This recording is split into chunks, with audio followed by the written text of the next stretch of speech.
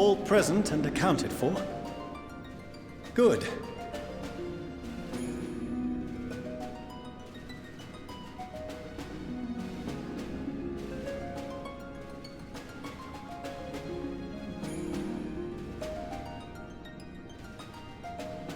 As you will have heard, the Ark is ready. All that remains is to board and be on your way. I've seen my fair share of tight schedules, but this was bloody murder. But we did it. We finished the ship.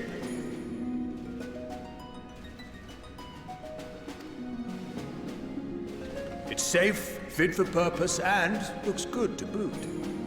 Aye, it's a garland through and through. I really don't know what we'd do without you. Thank you for everything. Don't mention it. Ever since that episode with Omega, I've been toying with the idea of star-faring vessels.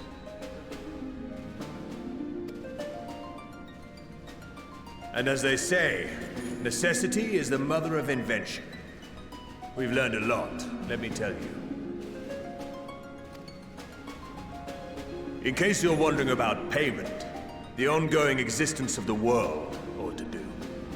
But feel free to throw in a colorful recounting of your journey on your return.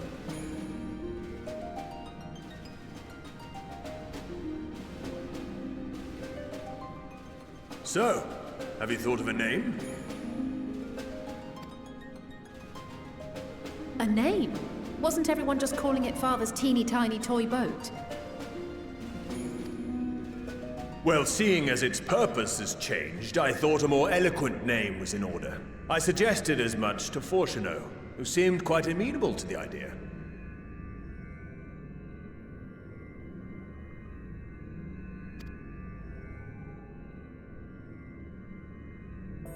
As you know, this vessel is the culmination of heretofore unprecedented collaboration. And though said collaboration is owed to the Scions, there is another whose noble deeds made our work possible.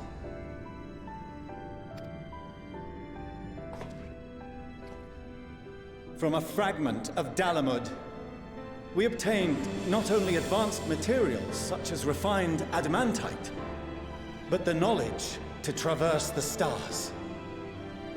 And this fragment would not have found its way to us had the Archon Louisoix not fought to protect this world, and in so doing, laid down his life.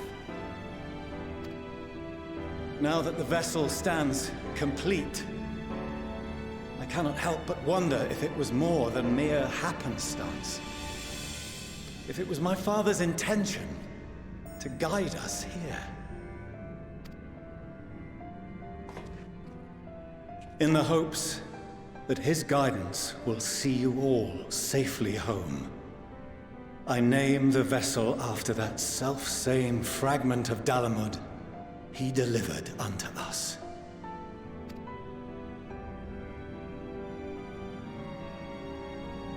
The Starship Ragnarok.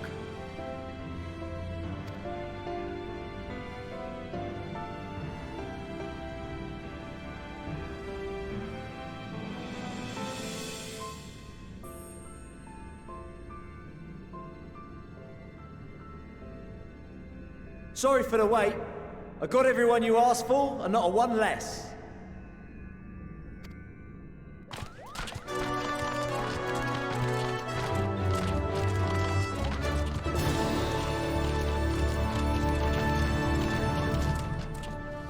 What are you all doing here? Oh, I invited them. The representatives of those tribes with religious inclinations.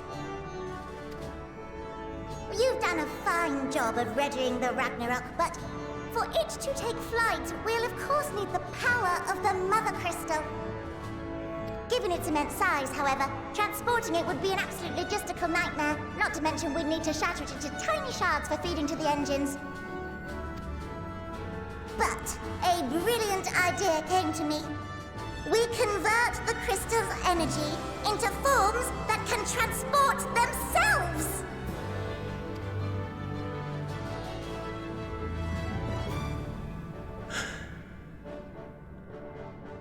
Thou wouldst employ summoning, or should I say its precursor, creation magics. Care to explain for our benefit? As you may have witnessed at Bestway's Burrow, the Loperids are capable of creation magics, which they use to shape the moon's environment. Yet simple though they make it seem, 'tis a highly advanced and exacting art.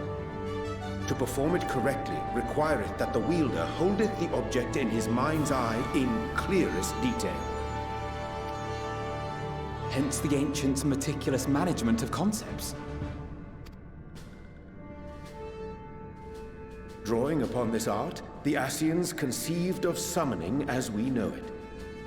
A derivative that replaceth the complexity of concepts with the simplicity of zealotry to make manifest a creation.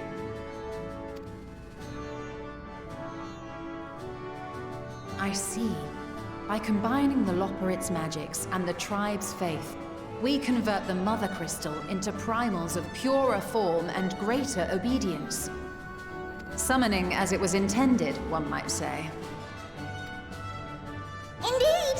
Indeed! While Heidelin gave us the ability to use creation magics, she forbade us from using it to make anything possessed of a soul, or similar. She didn't say anything about fulfilling the desires of others, though. So, borrowing our friend's faith, we'll create deities using the Mother Crystal's power and send them to the Ragnarok! Am I the only one here concerned about the risk of being turned into a tempered minion? Oh, right, I was getting to that.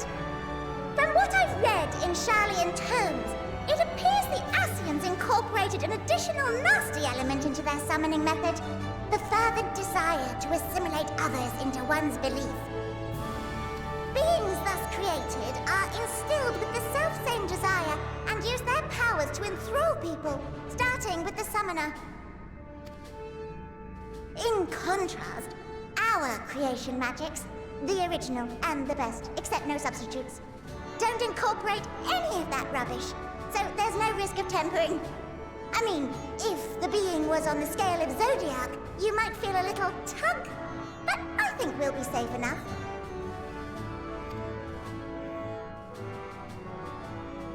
Truth be told, I do not understand the intricacies of this plan. But none of us would ever turn our backs on you. When the avatars of our faith ran amok, you intervened without decrying we who birthed them.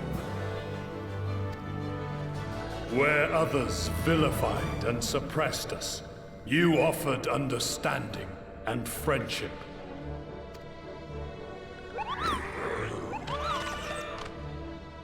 In gratitude, we will share with you the true expressions of our gods, not malevolent deities, but benevolent saviors. Alright, you lot, we're heading to the ethereal sea. Stay in sight, else you're liable to get lost. Lead the way!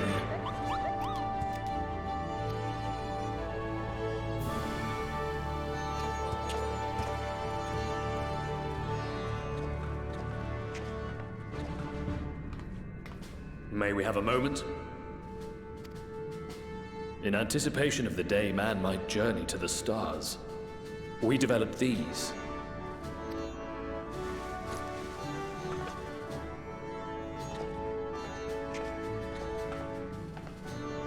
Portable teleportation devices. One for each of you, designed to work in tandem. Press the button on one, and in a matter of moments, all 8 will activate and send their owners back to the Ragnarok. There is no telling what hazards you may encounter. If you find yourself separated or lost, please do not hesitate to use them. Be safe, all of you, and come back.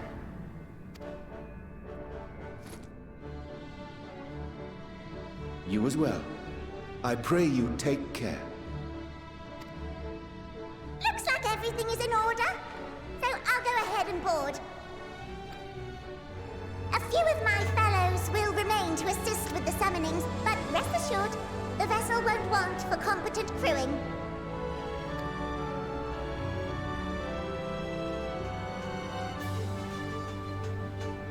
If you are ready, then you should board as well. Go, and Godspeed.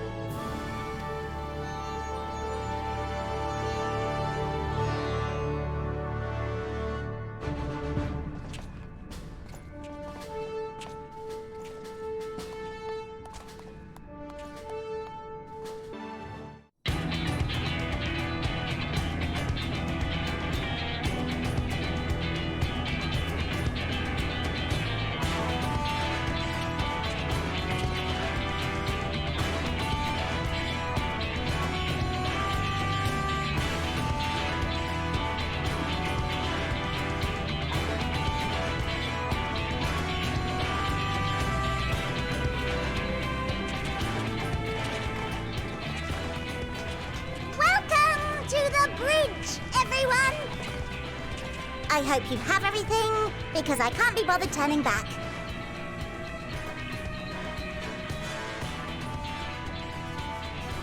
Right then, make yourselves comfortable. We're setting off in just a moment.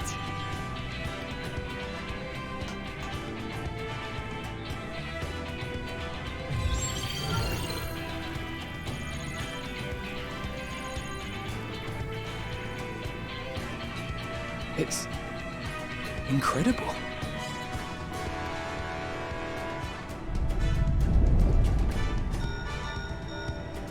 This is Fortuno. Can you hear me? The preparations for the summonings are complete. In accordance with the 14th phase of the plan, we have moved the Ragnarok to the launch site. The gates are open. You may depart when ready. So, are we ready? As ready as we'll ever be. Let's get going. Oh, come on. The burned-out star's got more fire in its belly. Try it again, with feeling.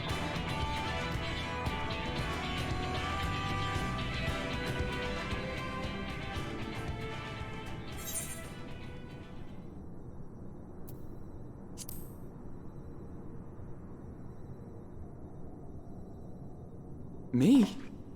But I... No need to be coy, brother. Do it, and do it well.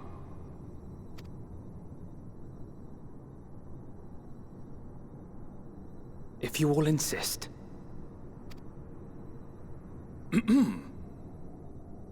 Onward unto the distant stars and beyond!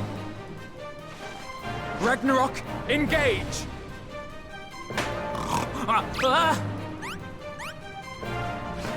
Engage!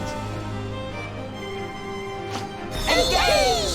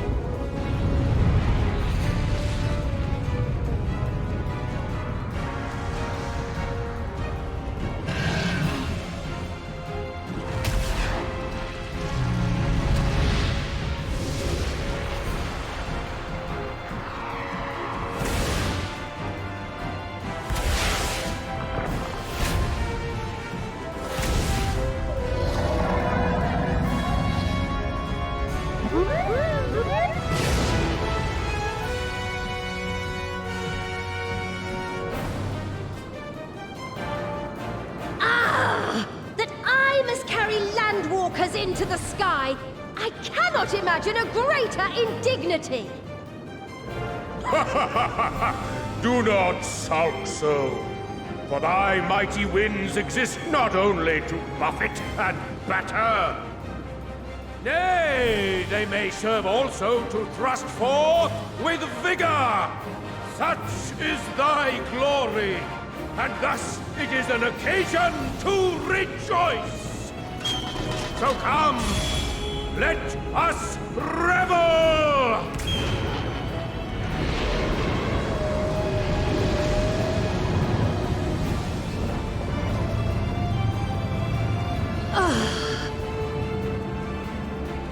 So long as the wind blows freely, I suppose all is as it should be in creation.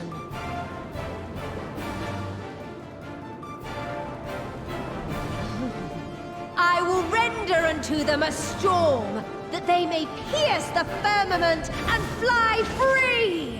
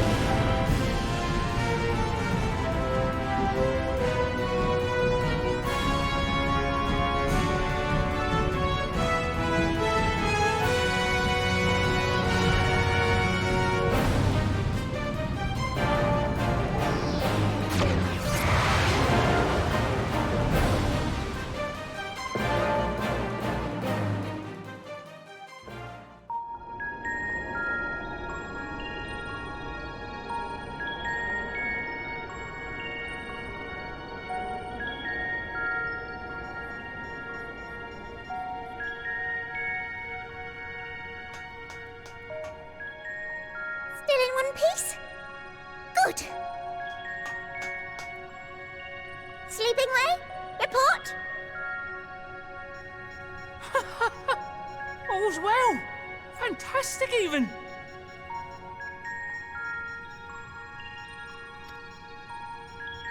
Thanks to the power of those primals, the engines are roaring and we're ripping along.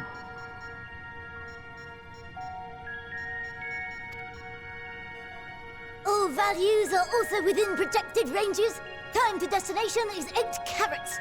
Perhaps 7 at a pinch.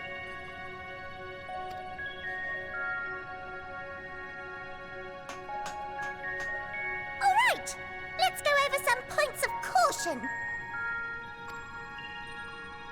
Our destination, as you know, is Ultima Thule. Lest you wonder, the place is not a star so much as a patch of emptiness. That's the extent of what our equipment could determine, anyway. From what we know of Meteion, she's likely used dynamis to obfuscate her location.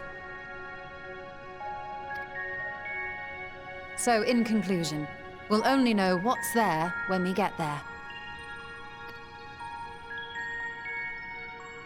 The crew and I will see to it the ship's ready to take off at a moment's notice. We'll support the search as best we can, but it'll be your paws on the ground, assuming there is any. But everything will be fine, I'm sure.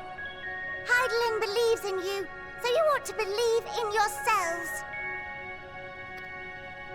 Just don't do anything I wouldn't, like waiting too long to use those portable teleporters of yours. Personally, at the slightest sign of trouble, I'd mash the button to bits, and you should as well. Understood. We promise to be careful. I suggest you brace yourselves. We're about to arrive and the vessel will shake a good bit.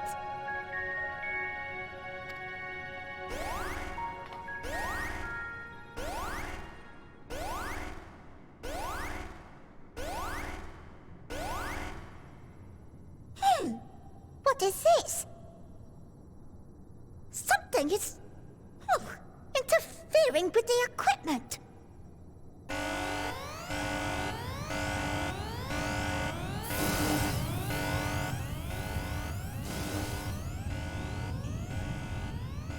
Greetings.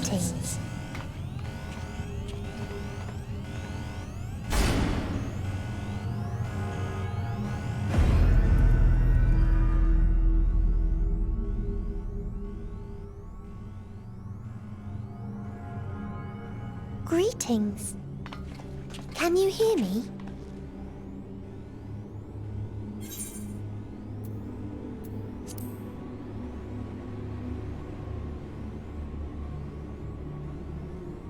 So this is Meteion.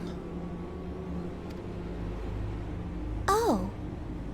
Have you met one of my sisters?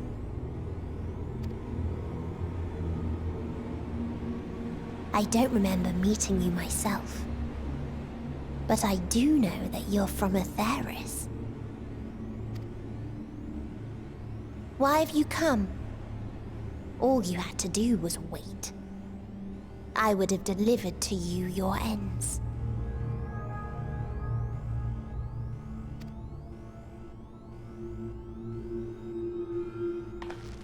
We didn't ask for that. I don't understand. All life is destined to end.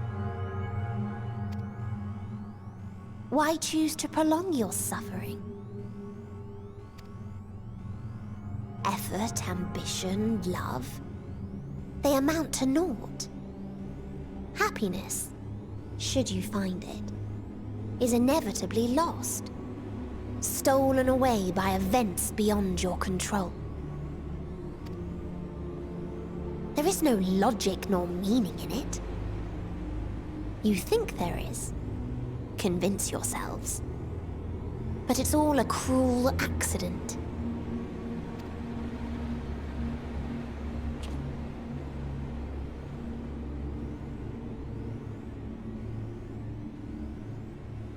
Come now. I speak the truth. A truth you would recognize if you looked up at the night sky. Unbroken emptiness. Cold, dark, and silent. Your world, like every other, is but a blemish upon its perfect fabric. Life is an anomaly. It is unnatural and cannot continue. The sooner you accept this, the easier it will be. Just to be clear, we're not here to argue with you. We know that life is fleeting, and that in the short time we have it, we're not assured happiness.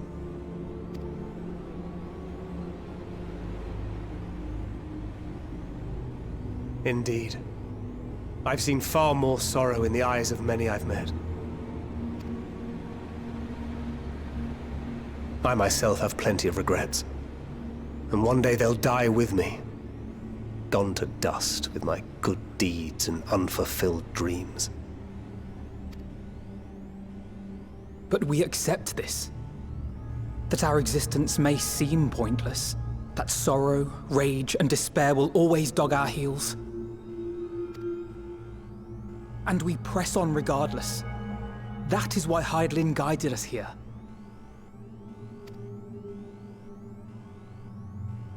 In her boundless love for mankind, she has prepared us for this trial, and in her name, we have come for you.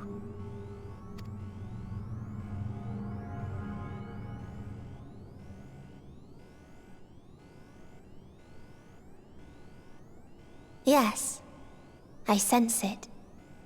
A burning passion like unto fury.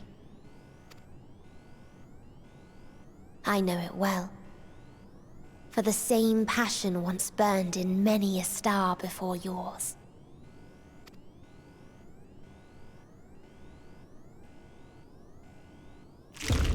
Suffocated and extinguished now.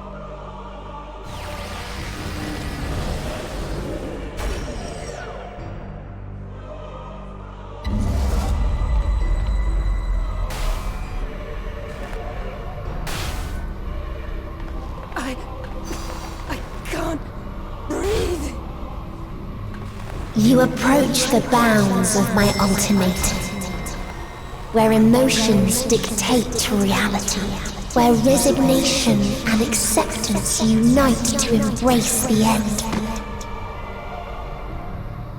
where those who yet valiantly cling to life cannot thrive.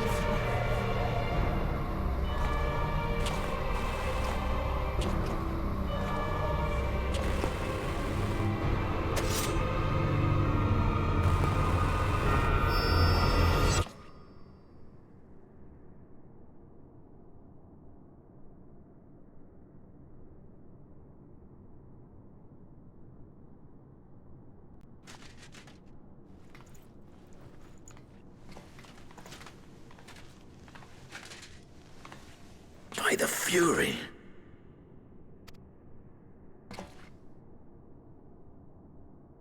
Thancred?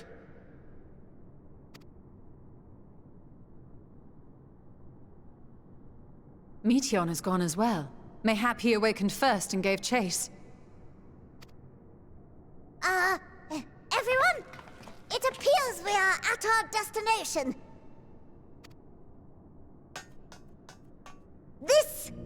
This is Ultima Thule.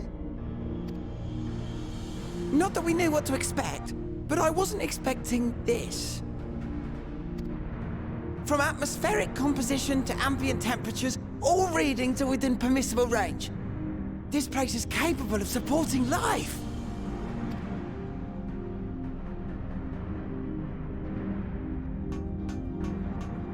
If that's the case, then Thancred may well have gone on ahead. Let's go and have a look.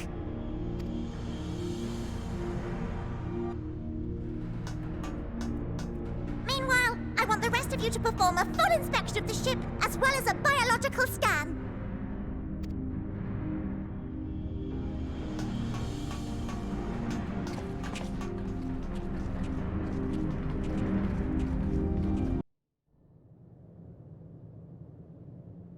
In following their path walked and history written, I am made keenly aware of one truth.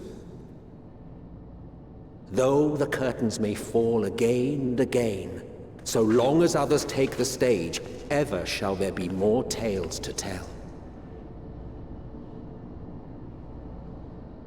So, let them bring it to a close, I say.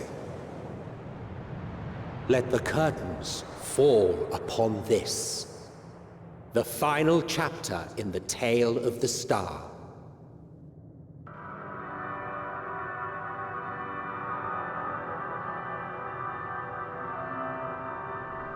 Is this a dead star?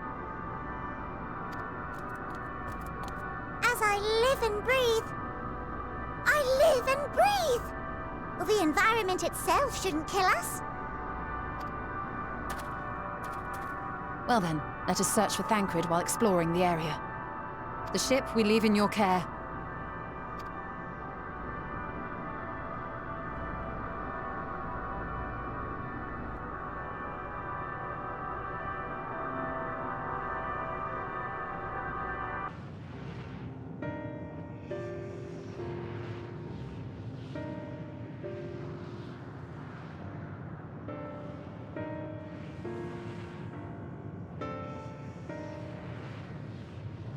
Dragons? Here?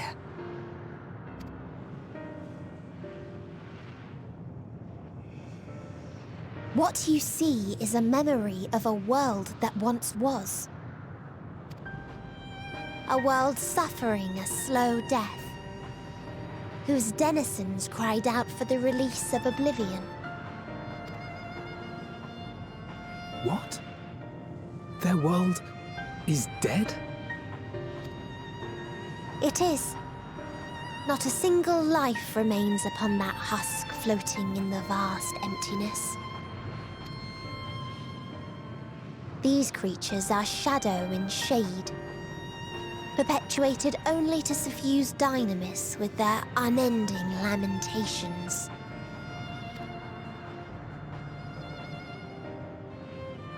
Our friend Thancred, where is he? A strange question. He is at your side, is he not? Oh yes. He is here and there, and everywhere within this space. He would tell you himself if he had form to form words.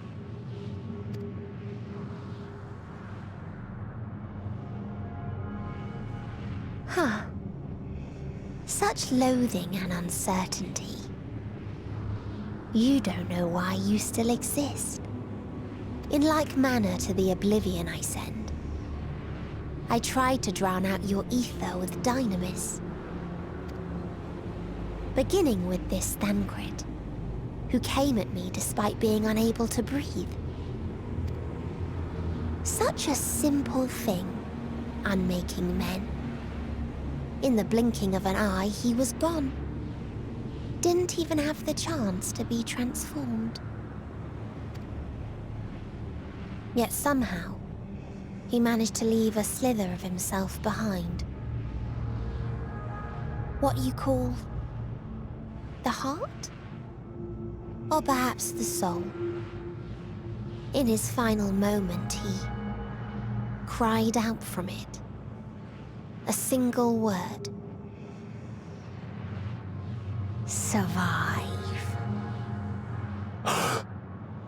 That wish proved stronger than the despair that ruled here. It overpowered it, causing this space to be remade. Into a place you can perceive, and where life can endure. That you draw breath is proof that his soul lives on. For how long, however, remains to be seen. Well then, we should hurry and tend to business.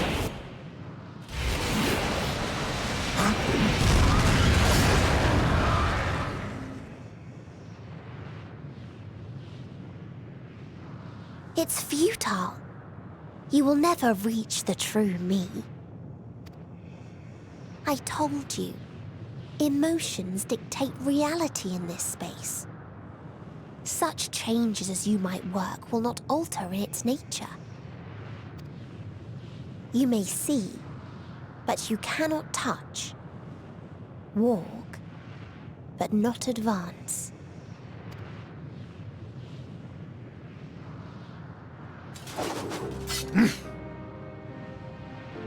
Meteion holds too much sway here. How do we contend with a foe who can unmake us on a whim?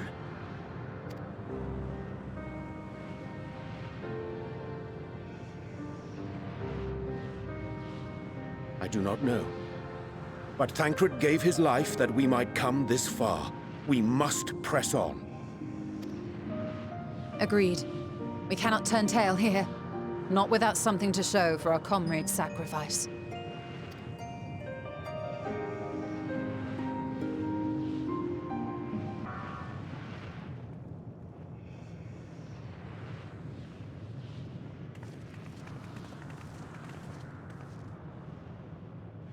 He remaineth as he was when I first approached, entombed in melancholy. I see. Perhaps I could... I'll handle this.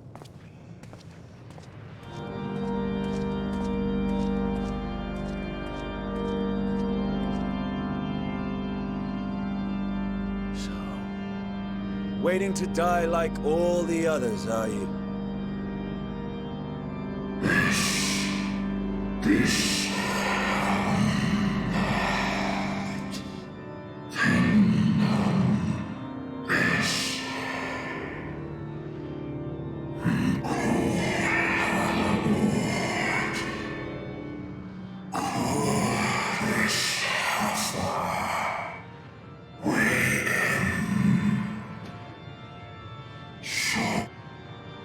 So you say. Yet your kind has found a new beginning on our star. One of you braved the Expanse, bearing with him a clutch of eggs. They and their children now rule our skies, their song heard by all.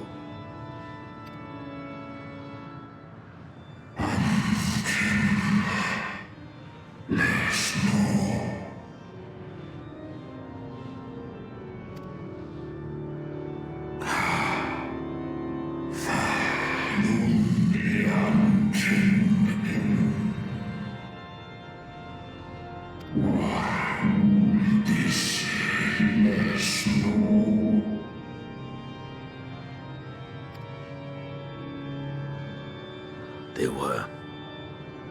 They suffered much, and repaid their suffering in kind.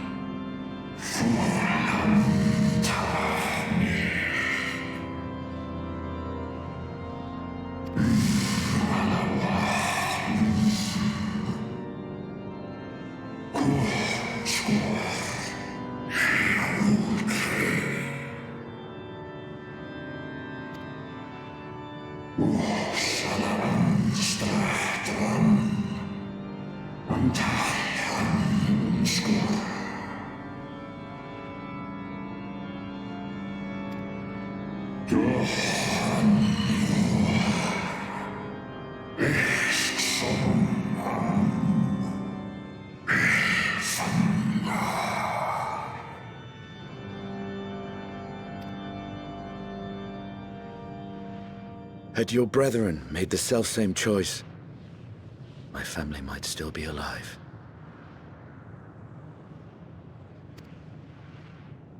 Yet lasting peace does not come to those who simply retreat from conflict. No, you must be willing to confront it, to stare into the face of your foe, and see yourself in him. Only then can you break the cycle of torment and tragedy. This lesson, a dear friend taught me at the risk of his life. There is no nobility in your penance. You wallow in self-pity. And after everything we've endured, we will not let you stop us.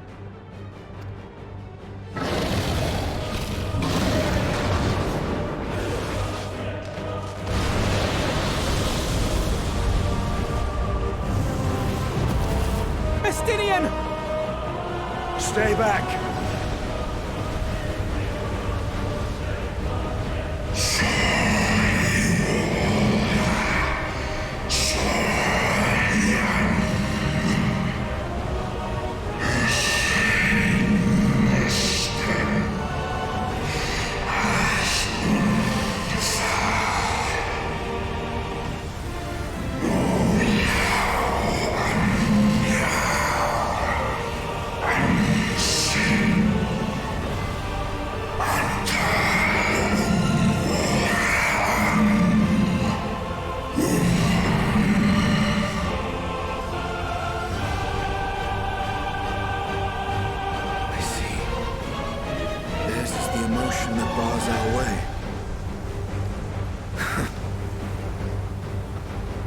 Is up to you.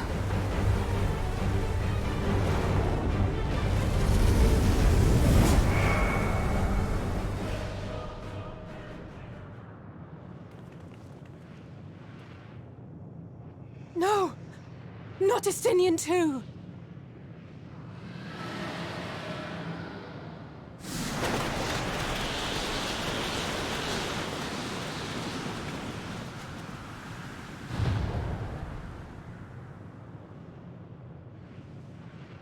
There's a wind.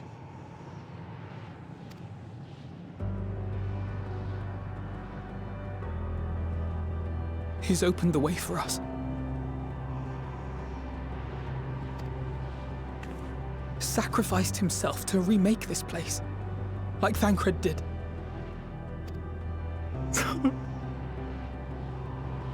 Oh, Alphino.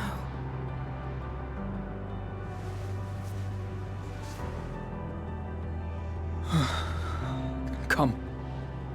Let us follow the wind. It will not lead us astray. He would not.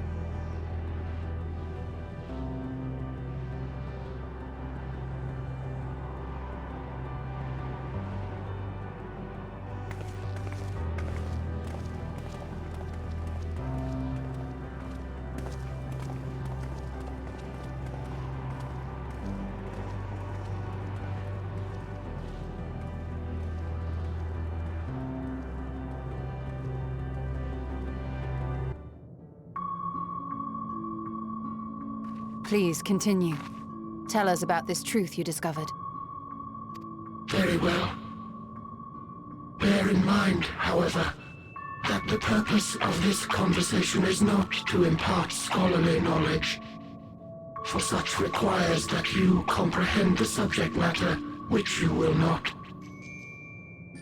We will forego the intricacies of our scientific methodology and deal only with the conclusion, the end of our society and our world. We acknowledge, with regret, that your star is in the midst of the same panic-induced cataclysm that befell Deneb 3. As such, in order to avoid causing undue distress, we will refrain from explicitly stating how much time you have remaining. You are entirely too kind. I pray you recount your tale as you see fit.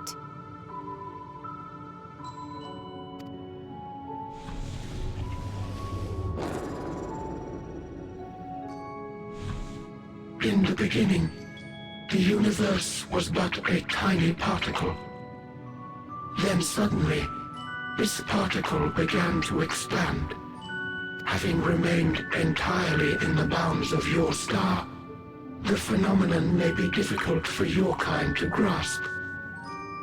But this expansion has since continued unabated.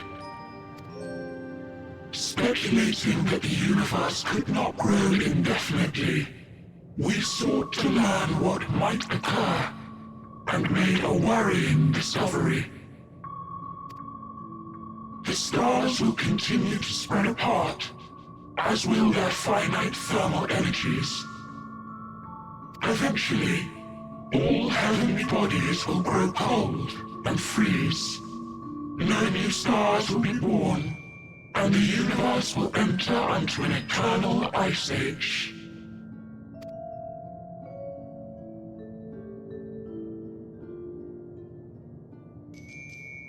In hopes of proving that this determination was erroneous, we scrutinized our research from all angles, even as we sought to avert the everlasting winter. The endeavor proved fruitless. So infamously so, in fact, that it became synonymous with vain effort. The universe as we know it would end, and there is no way to prevent it. Beneath the weight of this knowledge, our society stagnated. Though we had time still, it was a cold comfort. Why strive for anything when desolation is assured? When our wealth of wisdom, accumulated since the dawning of our kind, would be forever lost. No civilization would rise from our ashes. No scholar recover our knowledge. In silence unbroken, naught would stir.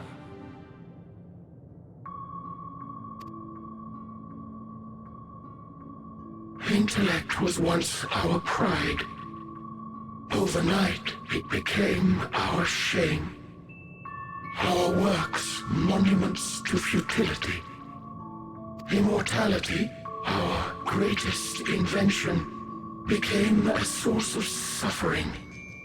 Rather than suffer on, many chose to unmake themselves by means of etheric exsanguinators.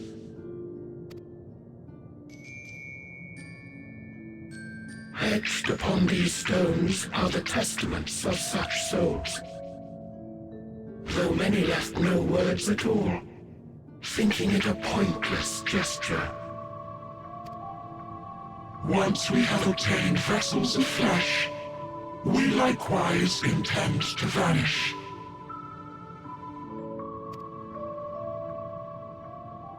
If you understand this, understand aught of our tale, you will abandon your quest for knowledge. Ignorance truly is bliss. If you would cling to your illusory happiness, remain primitive and pure.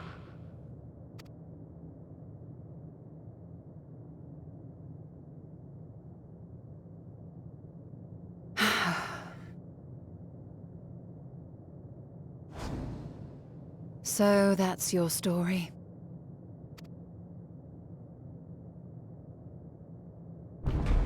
While I appreciate your advice, I will not heed it. Convinced though you may be of this truth, it is yours and not mine. Indeed, truth, I have ever believed, is in the eye of the beholder. Are you suggesting that we have reached a faulty conclusion?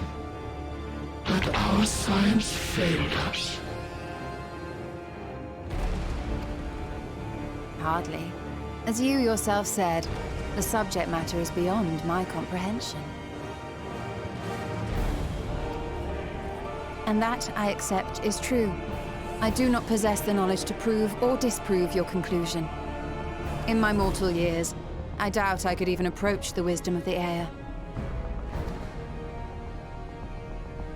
But of one thing am I absolutely certain. I would not be happier in ignorance. Y'shtola, no! You mustn't!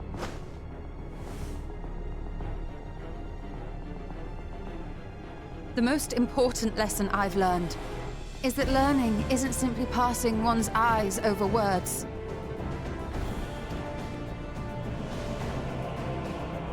Nay, 'tis when understood for oneself that knowledge attains its true value. This is what has sustained me, driven me onward in joy and wonder, in anger and sorrow.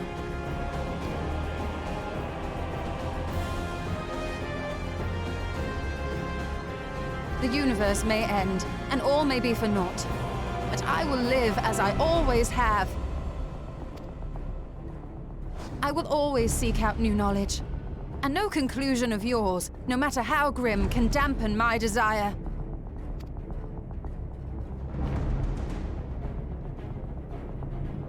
I suppose it is only to be expected.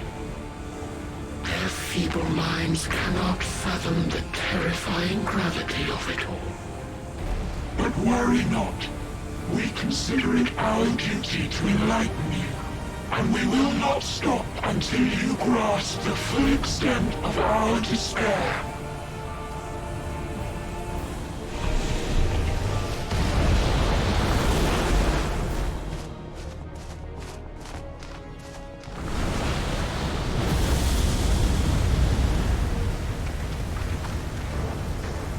Calm and listen well.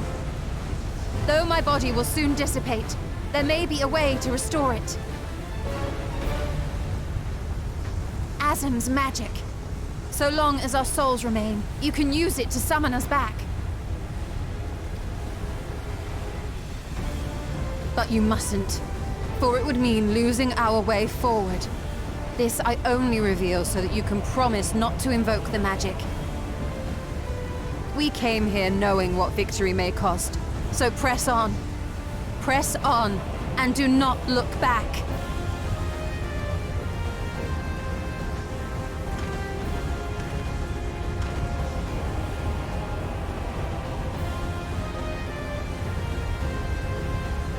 I shall join thee. As subterfuge is not required, thou shalt not suffer for mine absence. Riange. My resolve hath never been as strong as thine. Full oft have I wavered in my decisions, and afterwards been stricken with regret. In spite of this, I may still stand with my comrades, supporting them as they attempt the greatest of feats. This truth I have learned in the course of our journey. And many though my shortcomings may be, I may also claim to excel in prophecies. My studies, into which have granted me the flexibility of mind needed to bend this malleable reality.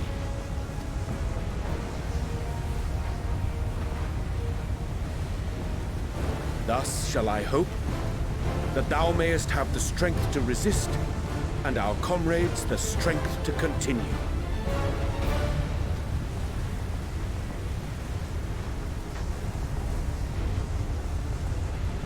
With you to urge us on, how could we possibly fail?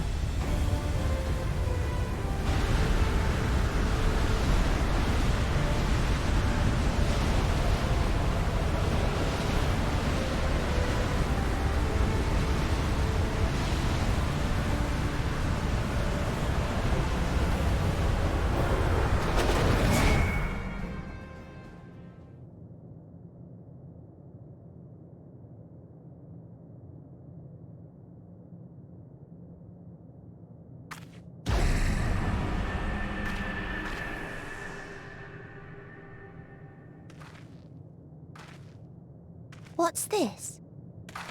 An extinguished civilization. Rekindled.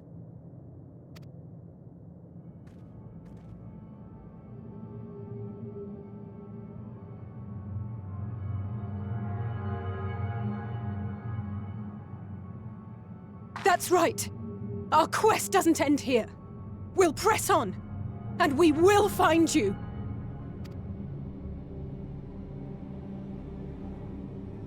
There. That's where you'll find me.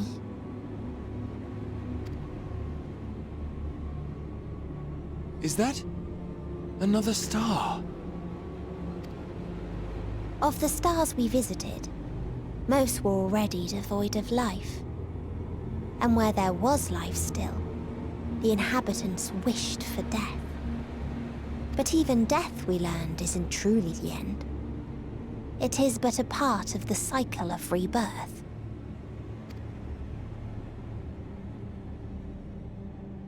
Souls return to the star, or in its absence, a larger flow. And eventually they are reborn, alive again, to know suffering anew. True salvation lies not in dying. It lies in not being born. This is the gift I would give to you. To all life on beautiful Aetheris. To that end, we created an egg wherein life cannot quicken. That dead sun. Attain it if you can, before your friends' emotions fade away, along with their protection.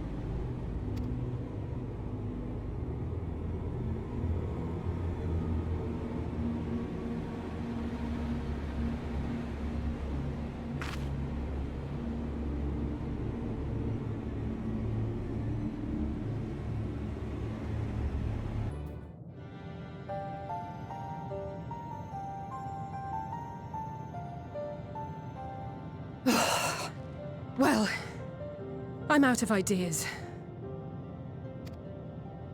As am I. Operating such consoles is trying enough, but if we can't even activate it... Perhaps there is a way. First, consider the world that has been recreated here. Its inhabitants were machines who gathered combat data to enhance themselves. And among the many wars they waged, the most notable was that against the dragons. As you've doubtless surmised, I believe this was the homeworld of Omega. Sid built a jamming device to defeat it, a device which generated massive bursts of lightning, its sole weakness. That's all well and good, but what does that... Wait. You're not thinking to strike the console with lightning, are you? As a matter of fact, I am. Ask yourselves this. Why would an entity as puissant as Omega not be designed to suppress the effects of lightning? Because it relies upon it, or something akin to it, as a source of energy. My thoughts exactly. And there is a good chance the same is true of the Omicrons and their devices. So, shall I cast caution to the wind and try something reckless and dramatic?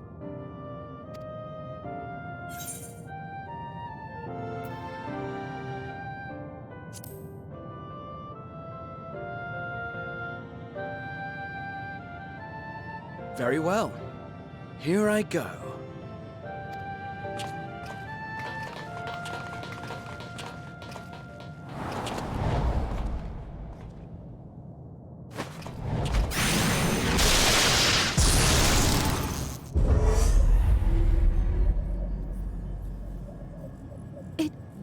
It worked!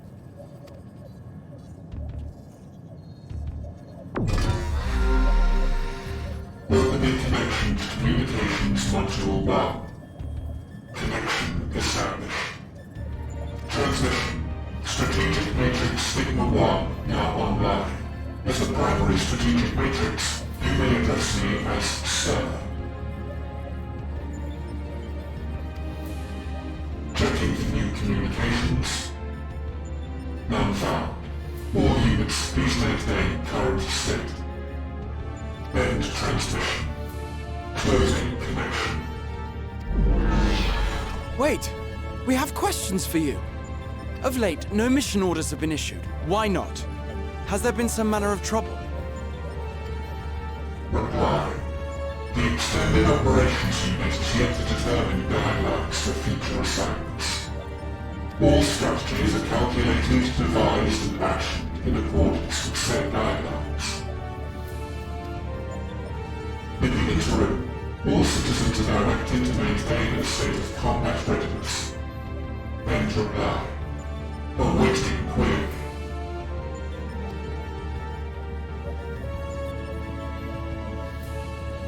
Can you tell us why the Extended Operations Unit hasn't yet determined the guidelines? Unable to comply. Information unavailable or access restricted. In that case, is it possible for us to communicate directly with the unit? Access denied. Unable to establish connection. Is there anything you can tell us? Have there been any abnormalities, like a threat to the star or widespread unrest? Reply. Negative. All citizens continue to operate at maximum efficiency. If your operations are suboptimal, please proceed to a maintenance facility for evaluation. Otherwise, stand by at your designated post. End reply. End transmission. Closing connection.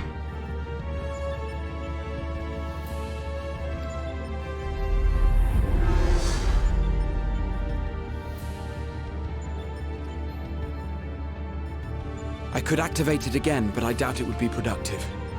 What do you think? If all the Omicrons really were running as efficiently as it claimed, then I doubt they were hoping for life here to end.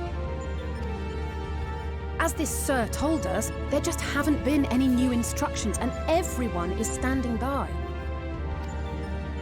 Should be standing by at any rate. If there are those that are neglecting their duties, perhaps we can glean a clue from them. I propose we take another look around, and also try to find the operations unit.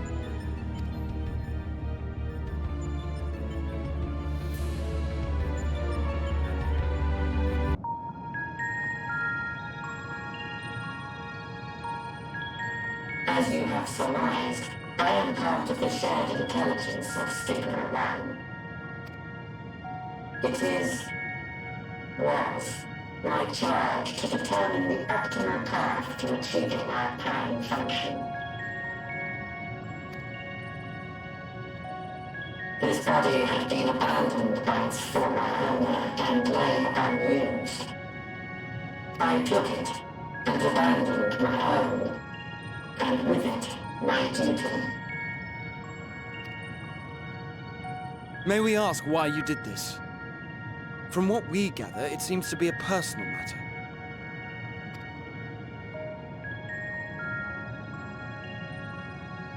Our kind did not always look as they do now. Long ago, we possessed frail and feeble bodies. Beleaguered by stronger races, our ancestors took to augmenting their flesh in order to defend themselves. What began with limited parts eventually spread to the whole body, and at last, a means was discovered to convert the mind into data, rendering even the brain obsolete.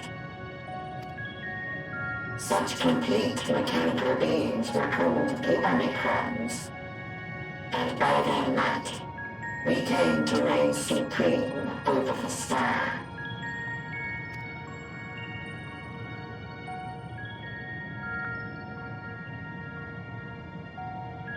But even then, we did not feel secure.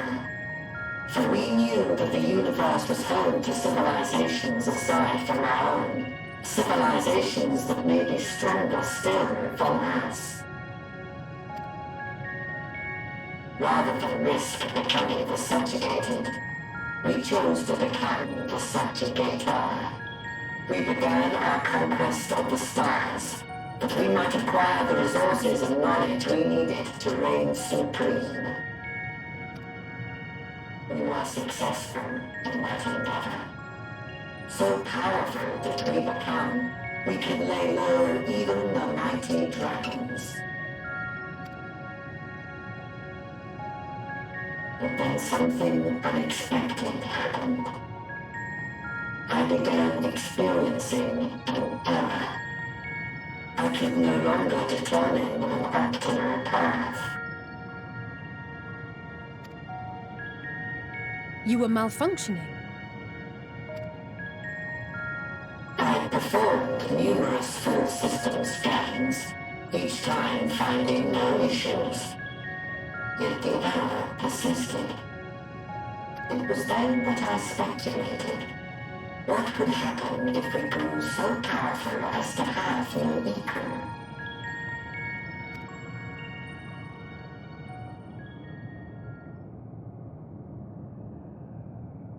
To become stronger was essential to our existence. Our every action has been in service to this objective. But if nothing lies beyond this, can it be truly said that it was essential? Have we been engaging only in wanton destruction? You could find no threat to justify your purpose.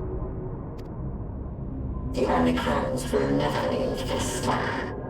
They will stand by until their reserves of energy is spent. For I have no path to offer them.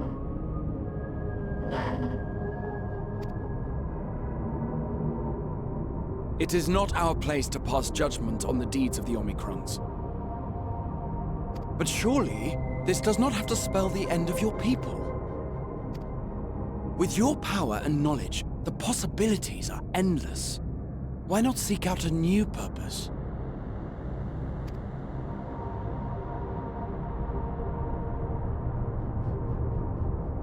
That is impossible.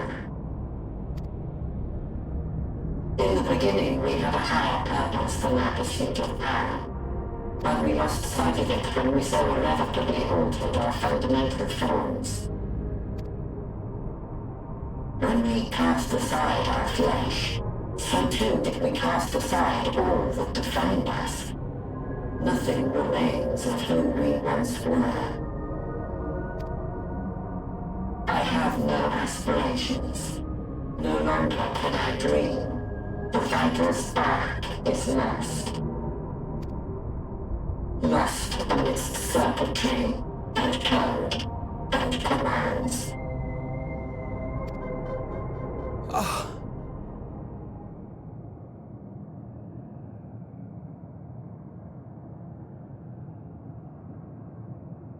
I believe I know how to overcome this despair. The words are ready in my mind, but ere I speak them,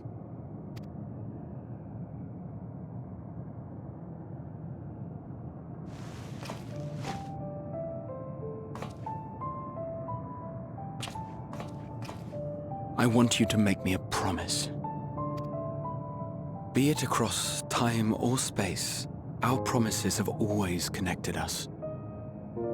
And so I ask that you indulge me once more, that this won't be the end.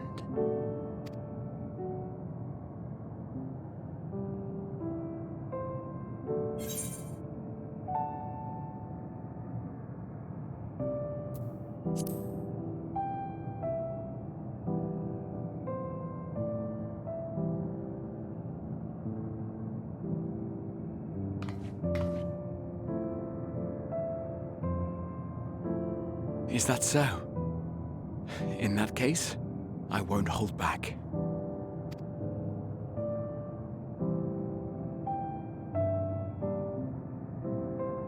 First, I want to visit Ishgard with you, properly. We scarcely had time to look around last time. I should like it very much if you could show me the sights.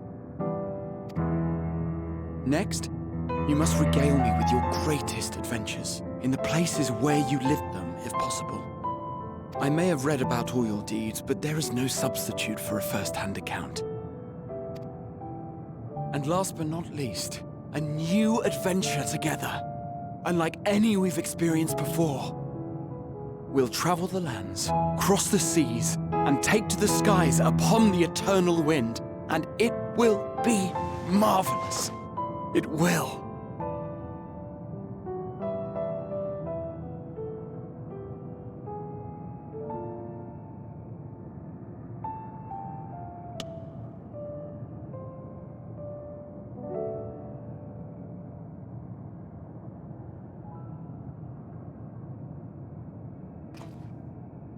If you would humor me a moment. When we awaken each morning, how can we prove that we're the same individual who retired the night before? Through the remembrance of past events, we might say.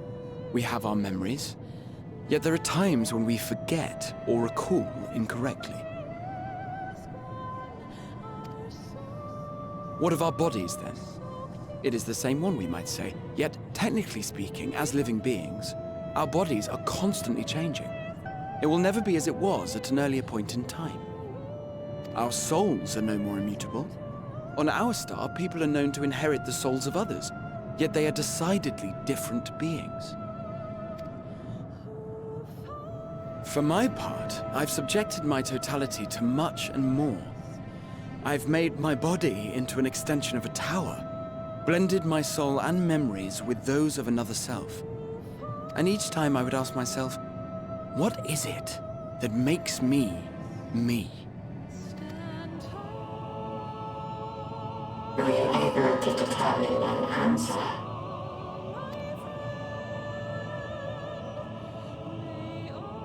No. But that doesn't mean I'm confused.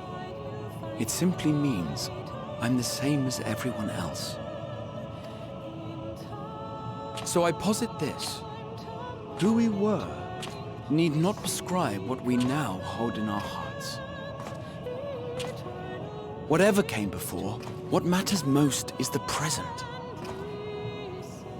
For me, that is being here with my friends, full proud of how much we've grown together. So I urge you to not give up. Heed your heart's desire and hope that the future you long for shall be realized. I cannot. We cannot. We cannot understand desire, nor comprehend hope. We do not know how to create such things. We are not unlike, you and I. I too have struggled to find the courage to express and embrace my wants. If you like, I will tell you a tale. A tale of a world on the brink, of a people who never gave up on the future. Of a man who realized his grandest dreams, and then awakened to a grander reality.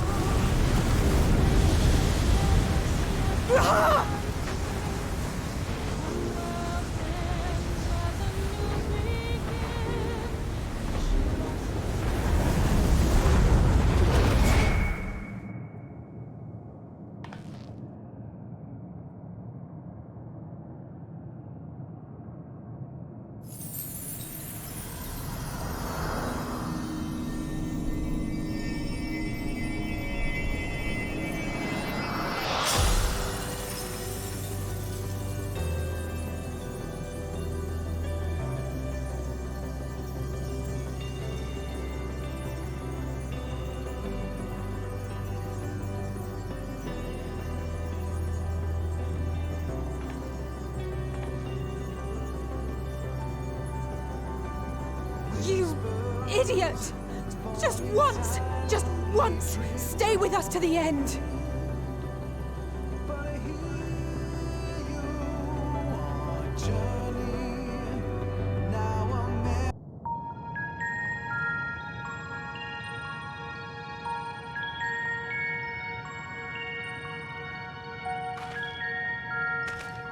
Did you find anything? No. This place is completely deserted. And I can't see how we're supposed to move on from here. Neither can I. It's quite the quandary. There are no denizens to bar our path, yet there is no way forward. For another mystery, we did find signs of very recent life. You'd swear everyone just vanished into thin air.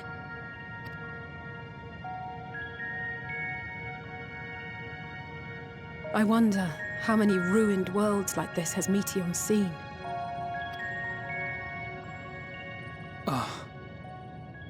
Could it be? Yes. Yes, I believe I may have puzzled this out. Despite how it appears, it's no different this time. There is someone here who has wished for this ruin.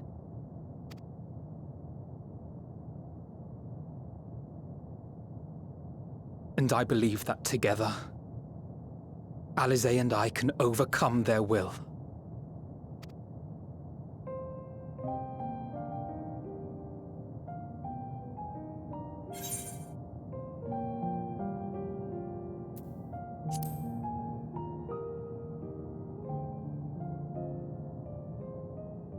I know. But if there is a chance this will work, then I would take it. For everyone, and for myself. I will not pretend otherwise. I have my fears. Not for myself, but for you. The last to remain.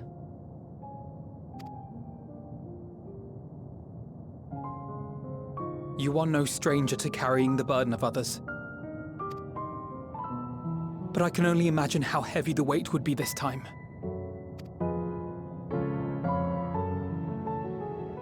As your friend, I cannot bear the thought of making you suffer so.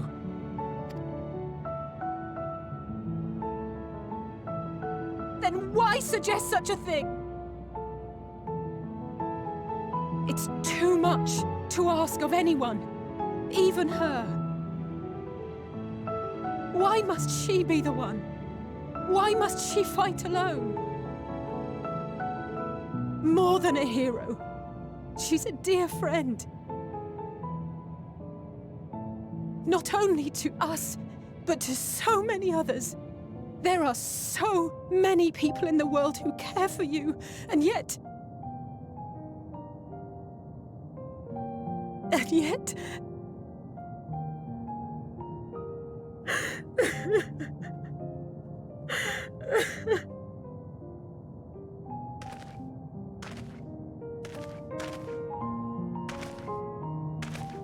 Alisaie, I have an idea.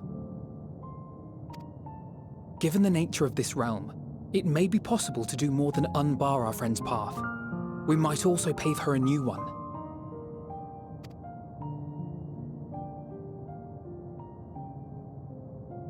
For instance, a path where she finds happiness at journey's end.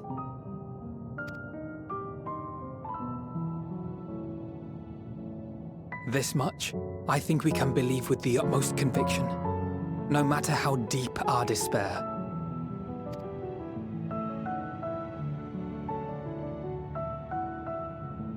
So please, believe in us too, and press on.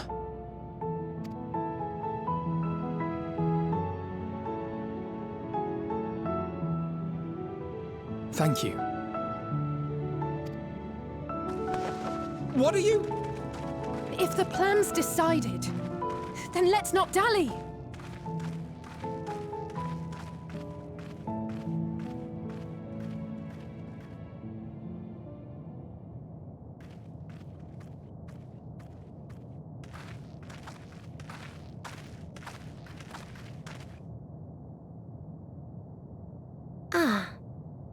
you are. It was as I said, was it not? It was. We couldn't find anyone. But this place isn't entirely deserted, is it? You are here.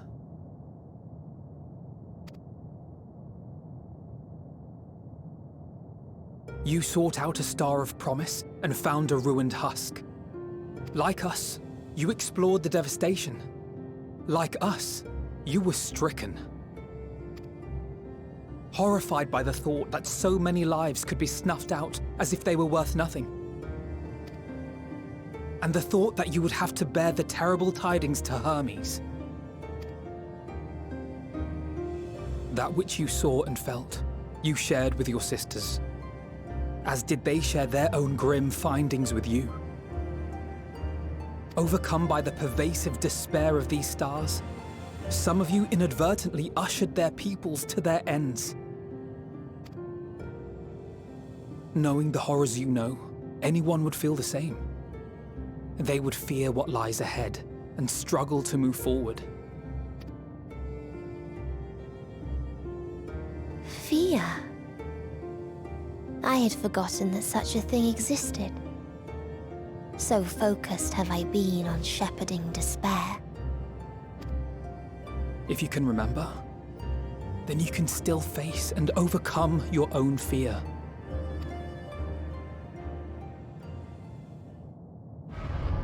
Why would I bother with such an insignificant emotion?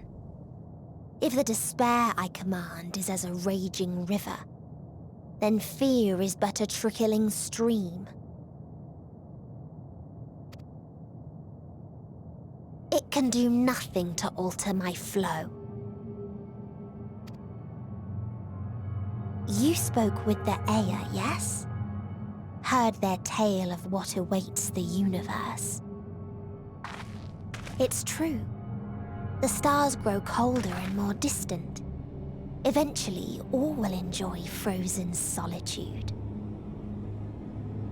Using the power of Dynamis, I'm hastening that process. In so doing, nothing will be born ever again. Everyone will remain dead. Alas, it will take time for that to happen. So in mercy, I sent you my gift, to spare you needless suffering.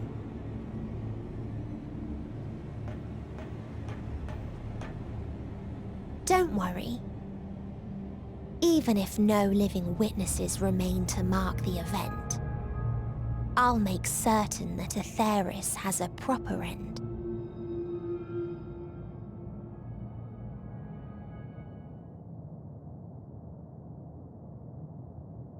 For all the power you wield, you're more fearful than the familiar you used to be. That Meteion feared simply to move forward. But your fear is such that you've given up on everything. I know it well. That sense of defeat. I've tasted my fair share of it. But as many times as we've fallen down, we've learned how to pick ourselves up and carry on. We take each other's hand, share in each other's courage, follow in each other's footsteps, and turn sorrow into strength. There are times when we fail. We bear wounds that do not heal. But these experiences are part of life, and they make us stronger.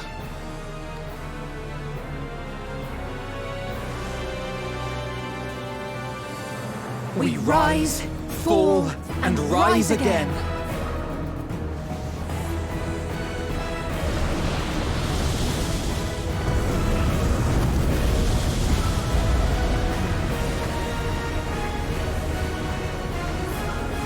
Don't worry about us. You must take the next step, and all the rest after that.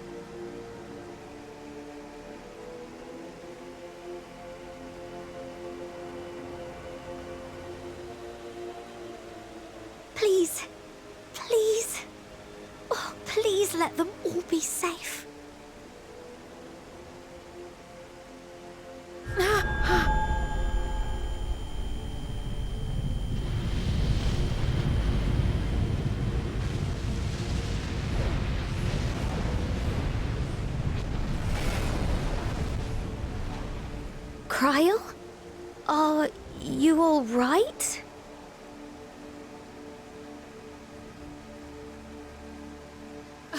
It's nothing.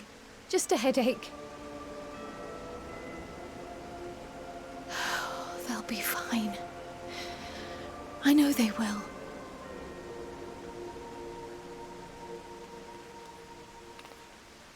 Apologies for the interruption.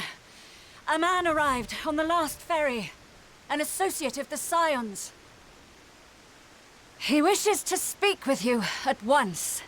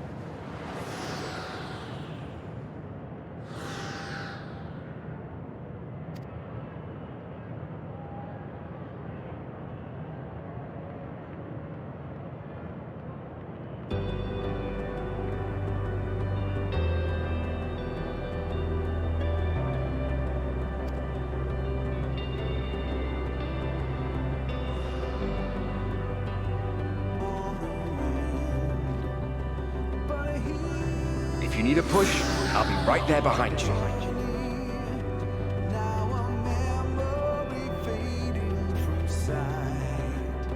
Do not despair. You are not without allies.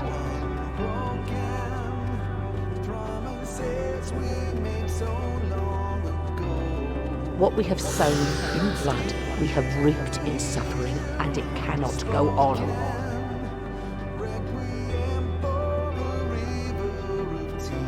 Upon the souls of they who have sacrificed themselves to pave the way for peace, we will never abandon our cause. While it is true that man succumbs all too often to anger and avarice, he may yet overcome his baser instincts through the forming of bonds with others. Such victories are rarely won without sacrifice, but the prize is worth the price.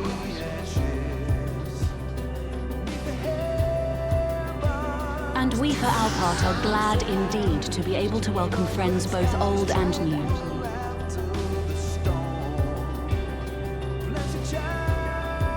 Save your tears for the North. You may be sure we will have ample cause to shed them, be they for joy or despair.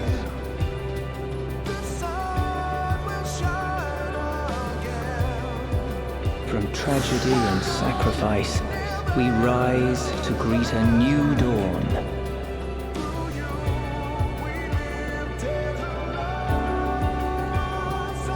A future shaped by the choices we made in ways we could never foresee.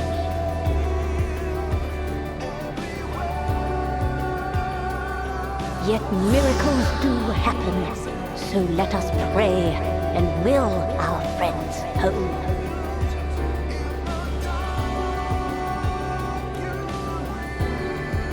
I won't stop praying until I know they're safe.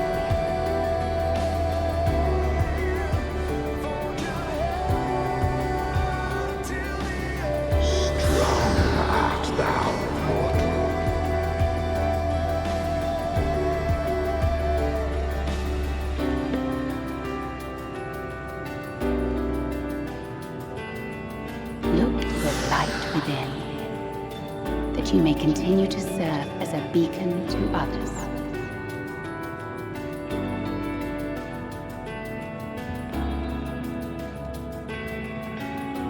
Let's finish this.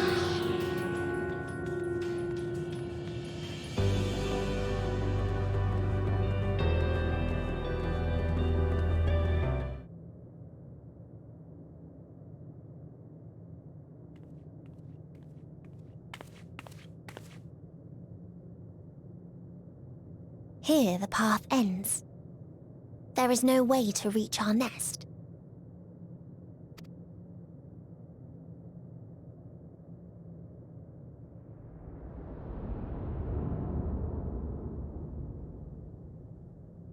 I told you. Resignation and acceptance reign in this place. The rejection of life by those who came to curse it. Those whose dreams were unfulfilled. Whose prayers were unheard. Whose labors were unrewarded. Hope cannot deliver you unto hopelessness. Our refuge is beyond you. Always has it been. Such is the nature of this place.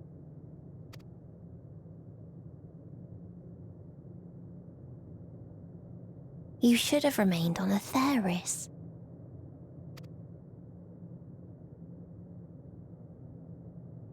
Struggle will avail you not, nor will it grant your comrades peace. Come, let me relieve you of your burden. You have suffered enough.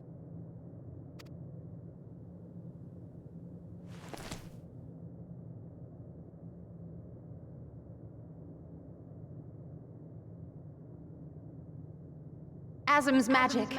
So long as our souls remain, you can use it to summon us back. But you mustn't. How do we make peace with That's why it's too soon for this to end. There are so many people in the world. You must triumph. Drink of calamity and drown in... Be safe, all of you, and come back.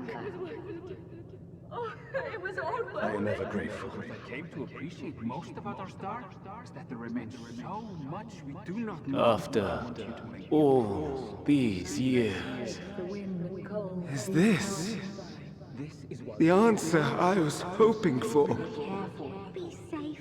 so long as we remember, our fates remain ours to shape. And Godspeed. Perhaps when our time comes to return to the star, we shall remember these few days we have lost. Do not squander it. The legacy I leave you.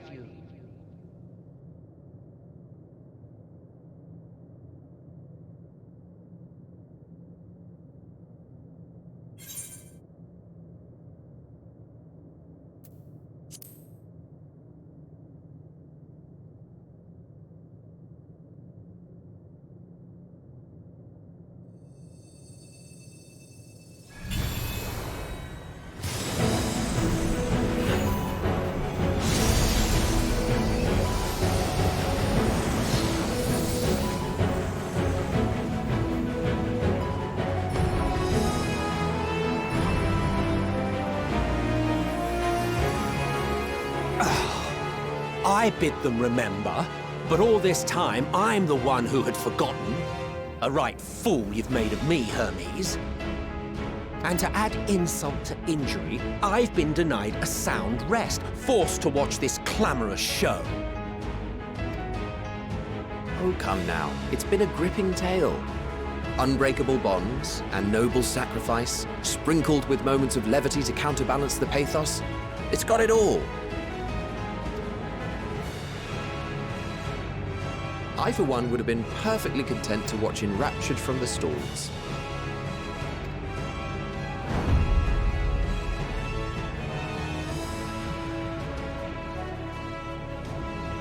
But I won't say no to a bit part. What are you? Half-faded souls of the dead. Isn't it painfully obvious? Worry not. We haven't the power to defeat you, nor is it our duty to do so. Not anymore.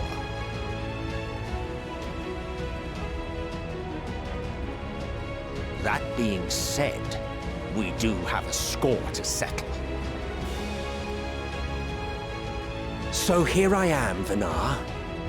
I suppose you needed me to tie it all together, these frayed threads of our history. But knowing you, I suspect there's a joke in it too. Oh yes, I can imagine you gloating over my forgetfulness. Were I feeling charitable, I might assume you had left room for the possibility of this outcome.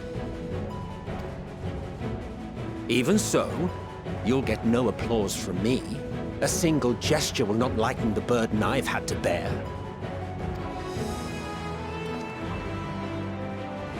Still, you must be commended. Our methods would not have brought mankind this far. And so, as a show of respect to the last of us, I make this declaration.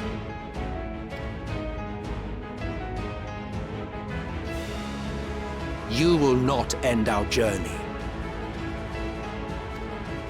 That is our answer.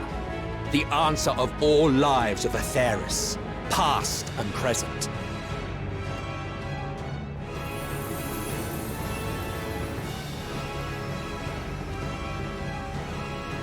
As you've called us to the stage, so shall we perform. And creation magics never fail to please. Drawing upon the hopes of your comrades, we will make for you a new path.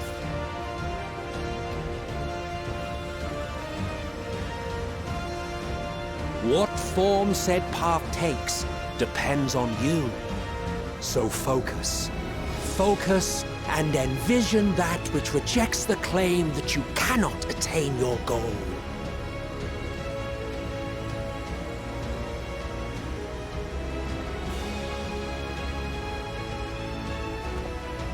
Ours is the wisdom to weave the fabric of reality.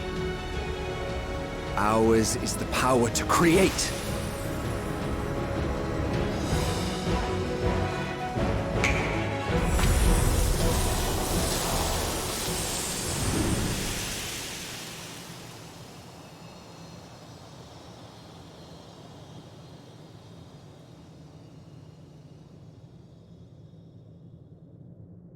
Meteon, though I gave you these wings to soar the heavens, I did not teach you how to walk the earth. So loath was I to bind another living being. In the course of your long journey, you will learn from those you meet. Learn to walk and run, and so much more. A flower.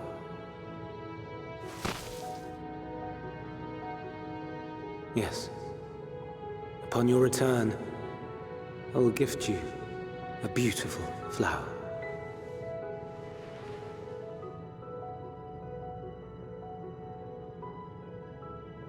These Elpis blooms serve as proof that this realm is not utterly devoid of hope. No more can you deny its power. No more is yours the dominion of despair.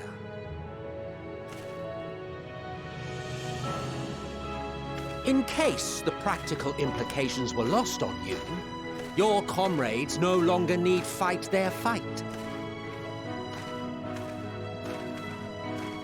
So go on. Call them back to your side.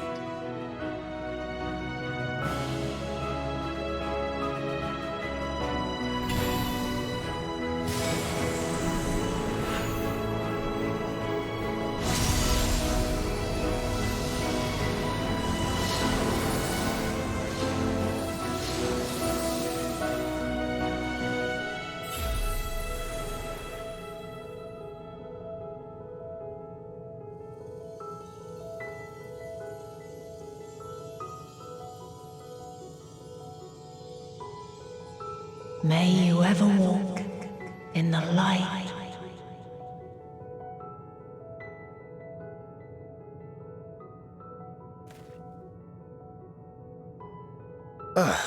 How disappointing. Not even a single scar in the making to brag about. You'll find a way regardless. Honestly, This is far more than any of us could have hoped for. Let us be thankful. Indeed. That we thus stand reunited is a gift. Let us not squander it, and see that we all return to Aetheris. Aye. As soon as we've averted the final days. Good to see you again. Our heroic sacrifice paid off, I take it.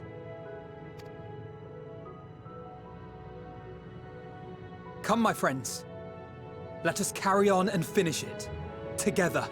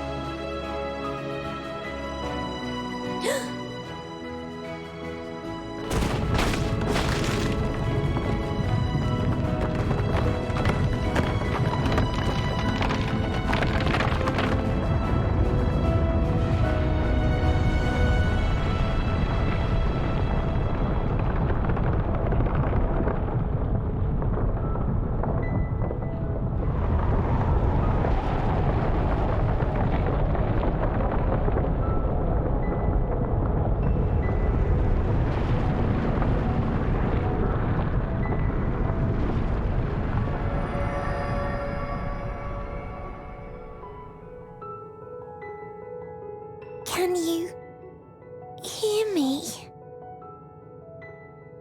The voice is within, crying in pain, wailing in sorrow, hurting, hurting. End it. Silence it. Silence our song of oblivion.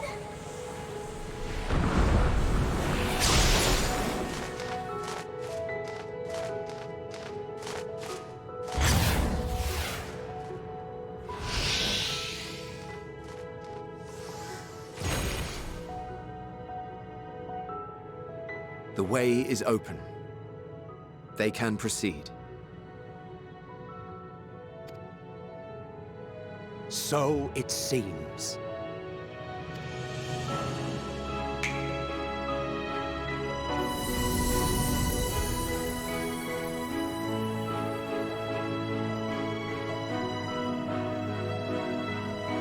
You're leaving? Of course. The Encore is finished, and I will not suffer myself to live again by Heideling's magic.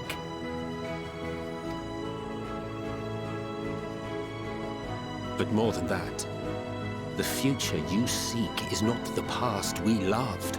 That is why we fought, and why I lost. But though you defeated me, my ideals are inviolate, invincible.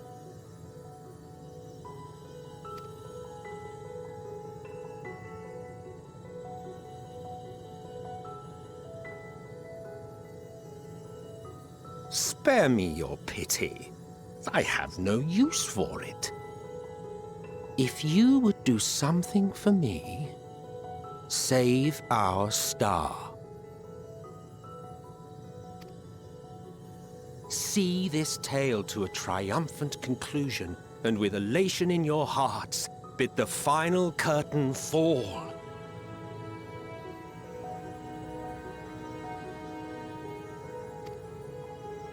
Only then may it rise again, and a new tale begin, with new parts for all to play.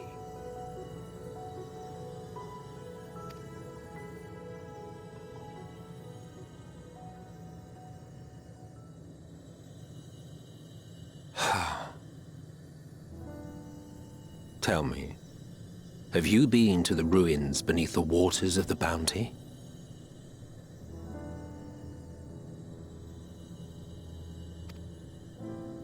Or the treasure islands beyond the frozen waters of Blind Frost in Offerd's north?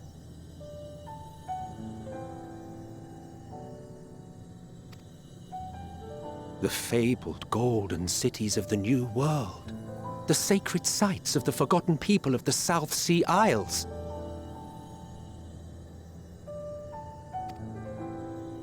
What about Mericidia, the southern continent?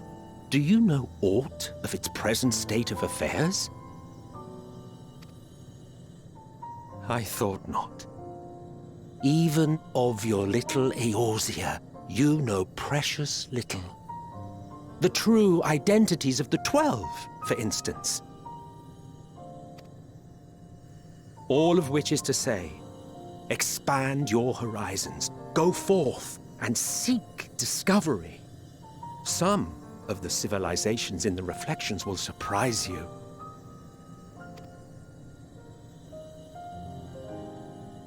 As the bearer of Azem's crystal, you may consider your duty to see at least that much.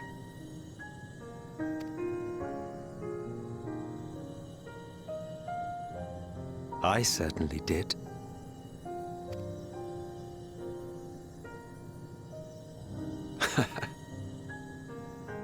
I pray we meet again. If not in this life, then perhaps another. Whensoever it should be, I trust it will be a most joyous reunion. For you, maybe. I want nothing to do with it. Oh, don't be that way.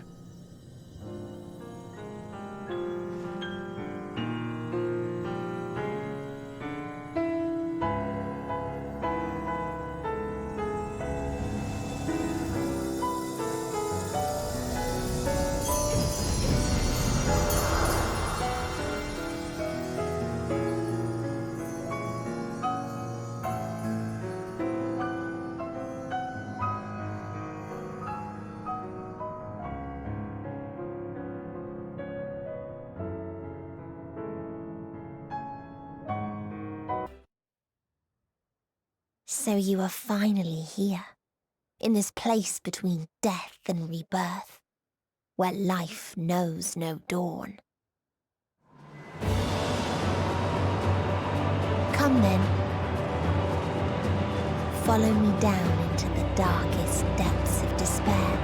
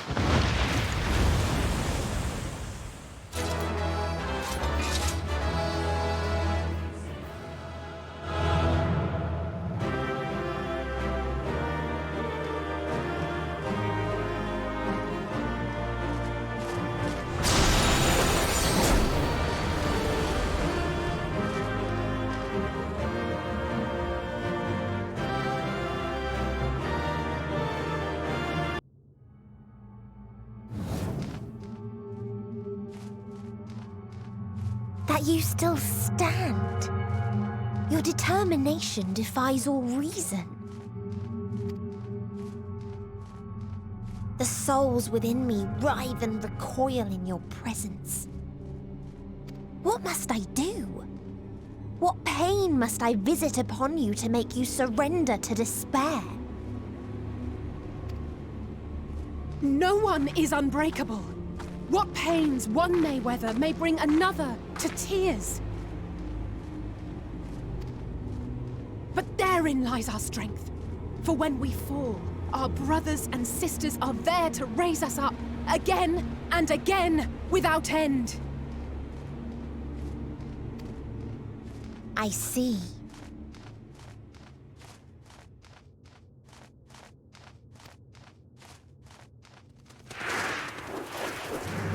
But no matter how much hope exists, ever will there be more despair. Ever will the living cast the present and lament the future. So shall we sing until life ceases to be.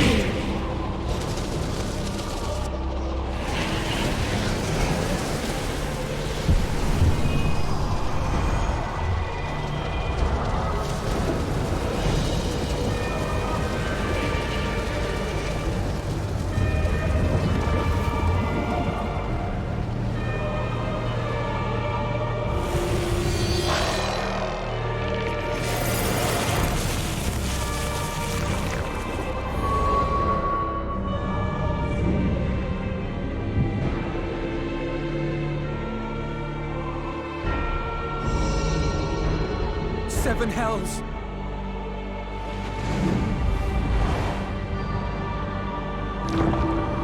On your guard.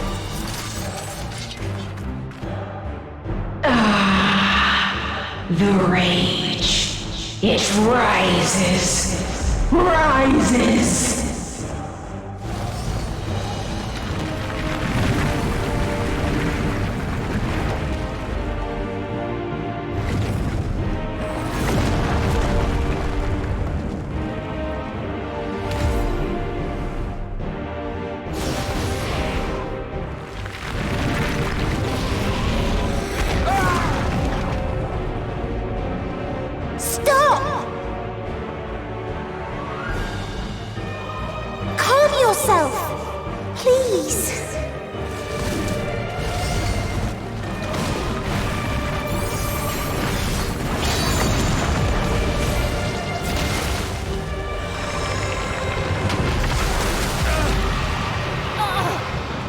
We die in pain.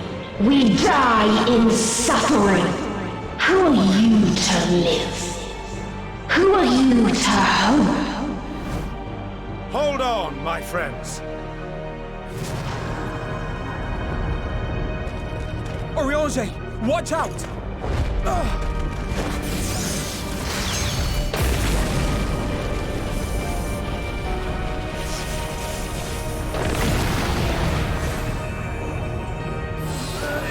Alphino! We cannot comprehend. We cannot know. We cannot know!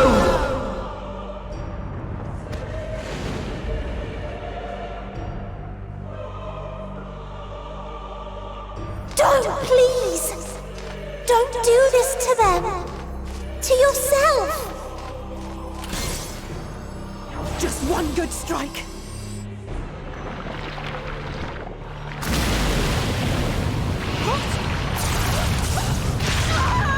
Stop! Please stop! We will not suffer alone. All will know our pain.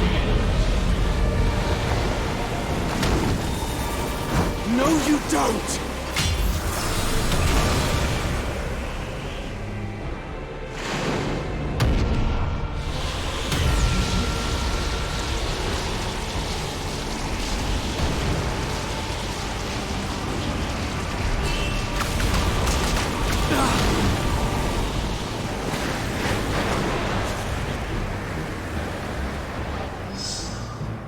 All awash in ice, a frozen waste, forever silent.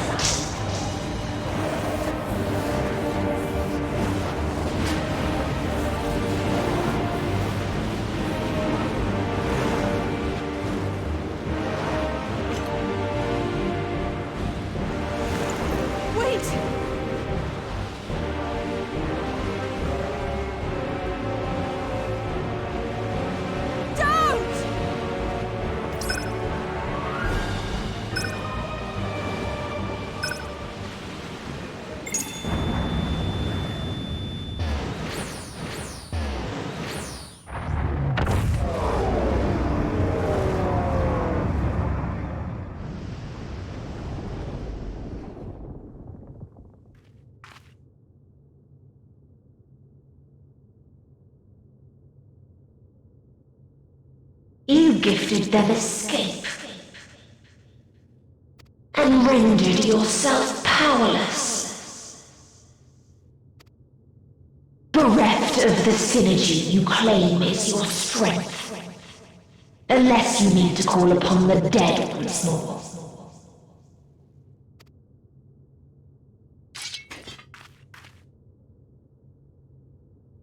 Defiant to the last, but you will be one with us ere long. You will be battered and torn and made to crawl. You will weep and wail and curse your impotence, curse your life as it fades.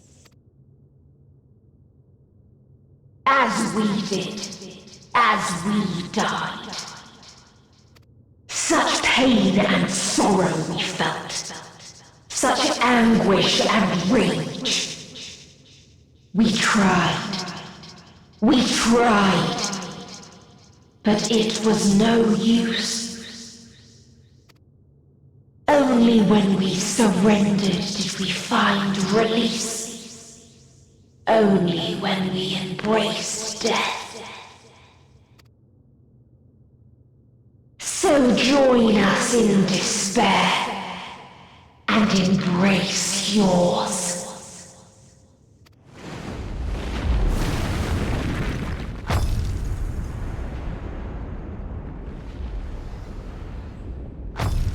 My ultimatum. What is happening?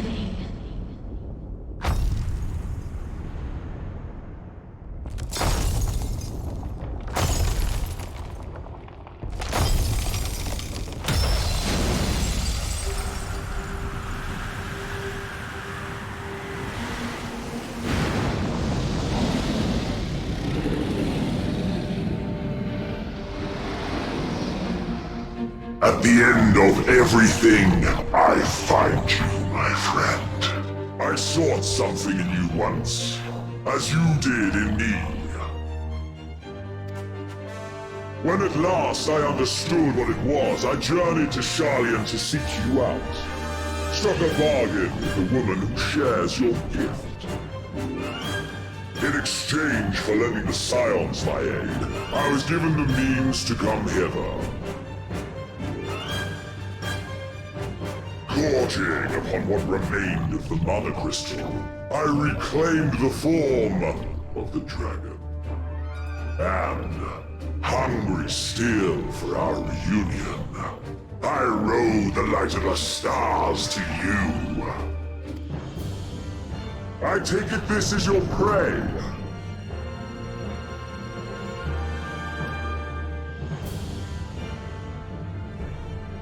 But why does it still live? Surely it is no match for you. I assumed you would be above something so banal as despair.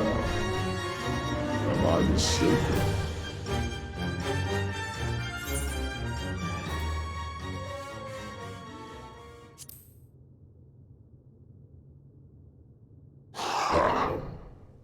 I care not. What I desire of you isn't succor, it is satisfaction. So come! Let us dispense with this distraction, you and I!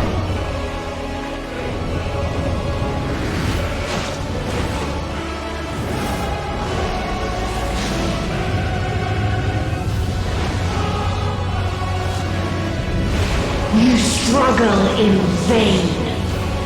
You will not silence our song of oblivion.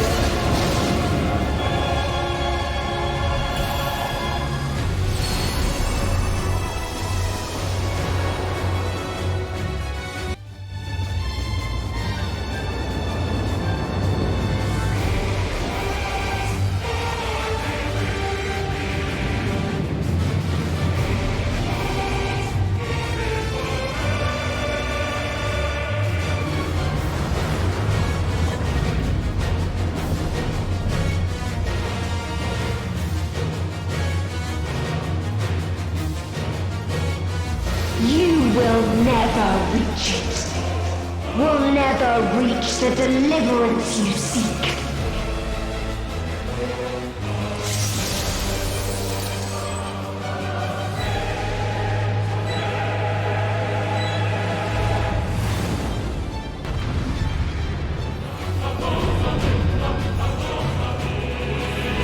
There is only one place it may be found.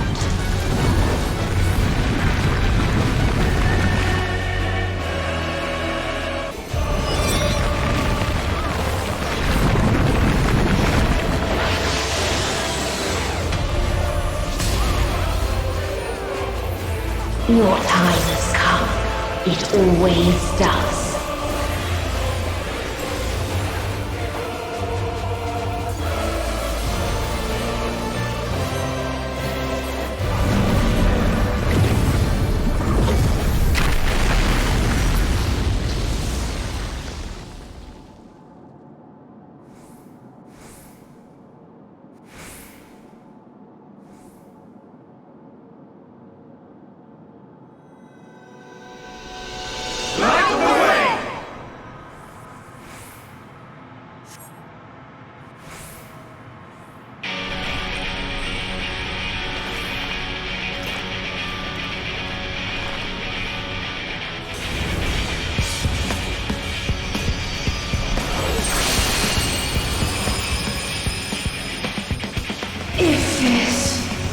Was not the answer, then what is it? Where lies happiness?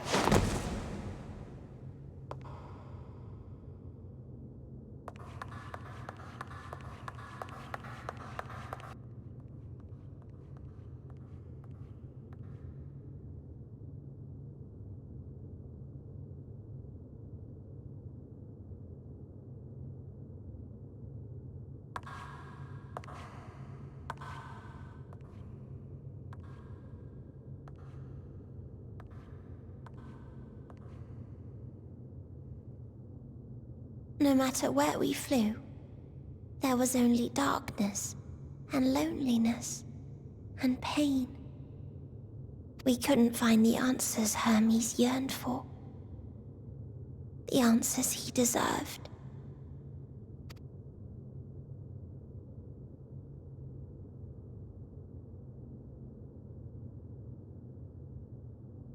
Greetings, you who are my final encounter. I wish to hear your words, share your feelings, know your thoughts. May we please be friends?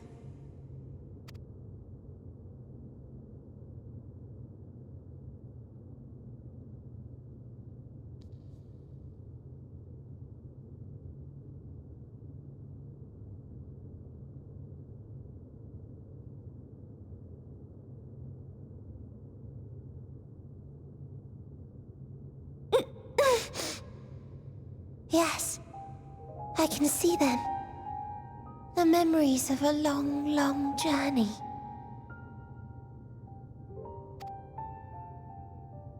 So many people. The thoughts of them overflowing in your heart.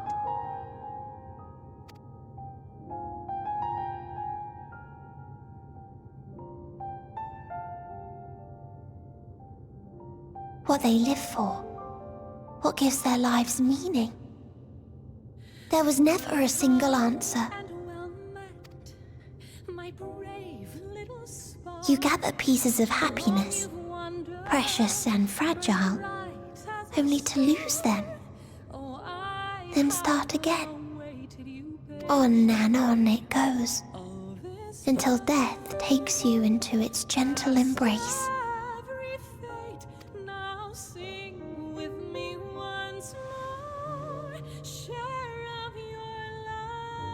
That which Hermes sent us to find was there all this time,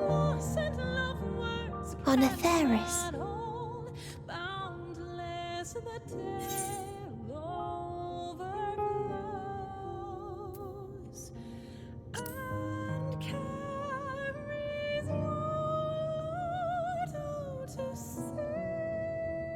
Like a field of flowers, perhaps. At first a single blossom, it spreads and takes on more colors. Thank you for guiding me here. To find these words at journey's end fills me with joy.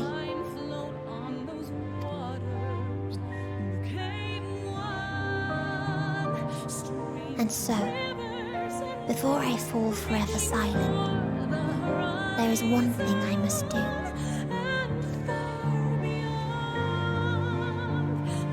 No expression of regret will undo what my sisters and I have done, or restore what we have stolen.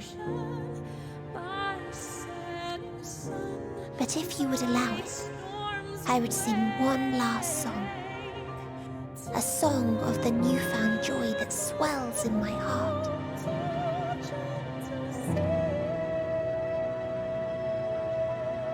Of the beauty of light when it shines across a dark and starless sea.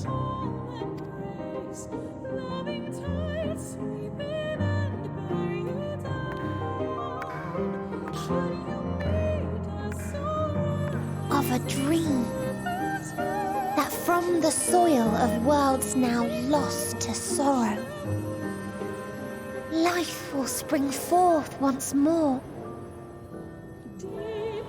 Nourished by gentle rains and caressed by uplifting winds. A song of hope.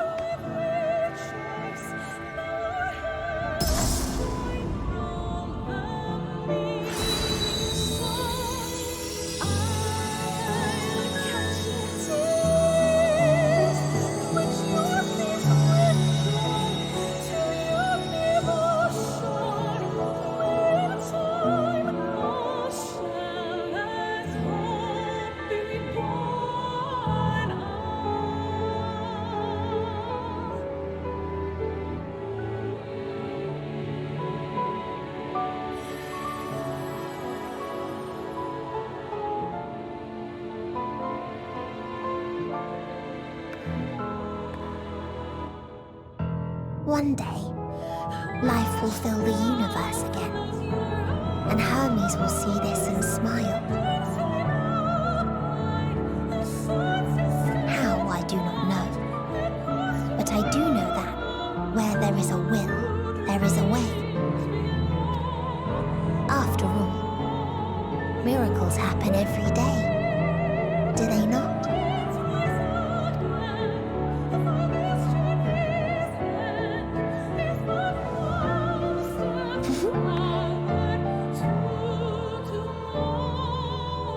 I will create a path back to your ship, where your dear friends await.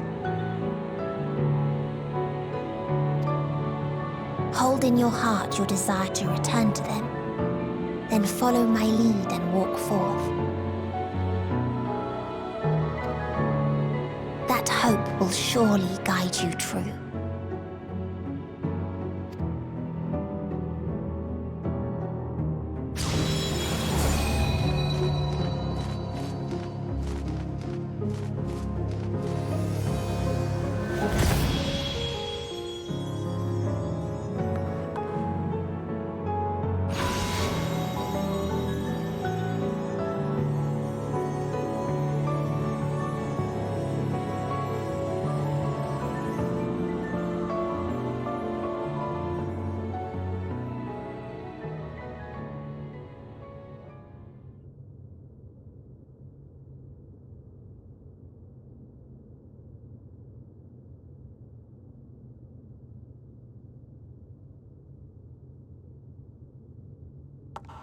You mean to return to the world where you are hailed as a hero.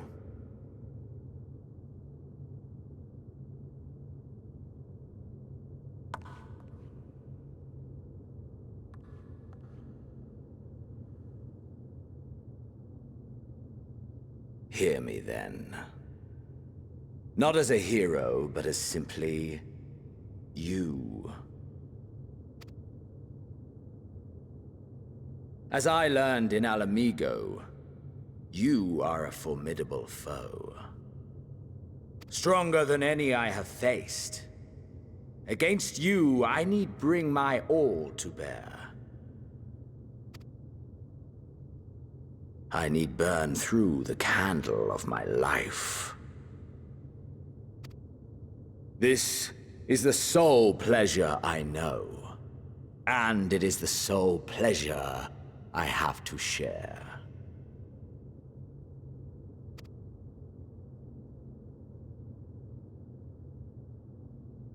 And so I come before you to issue challenge and offer singular bliss.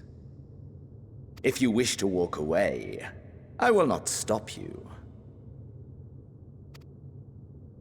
You value life.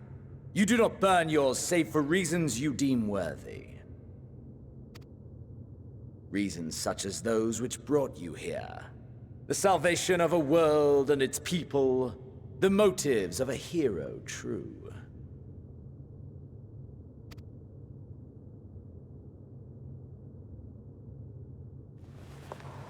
But there is more to you than that. You know this to be true. As surely as you know the thrill of pushing your body and soul to their limits. Of confronting ever mightier foes, dancing ever closer to the precipice, wondering if this will be the one to finally fill the void. Such pleasures you seek for their own sake, and no other reason. Is this not so? Adventurer?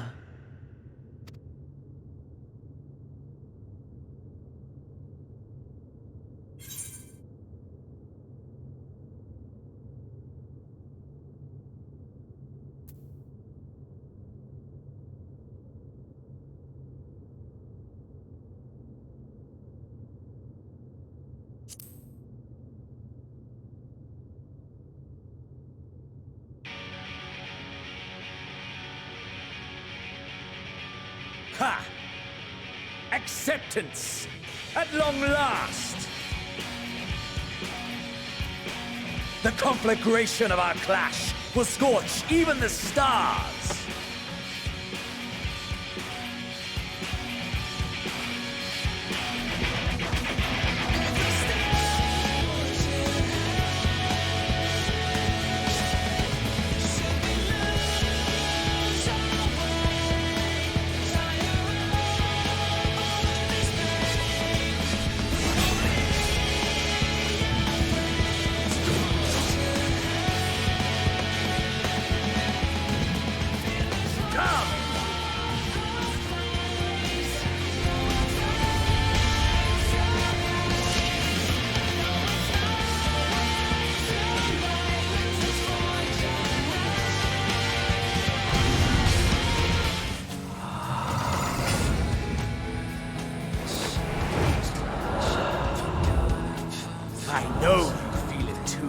The inferno swelling within you.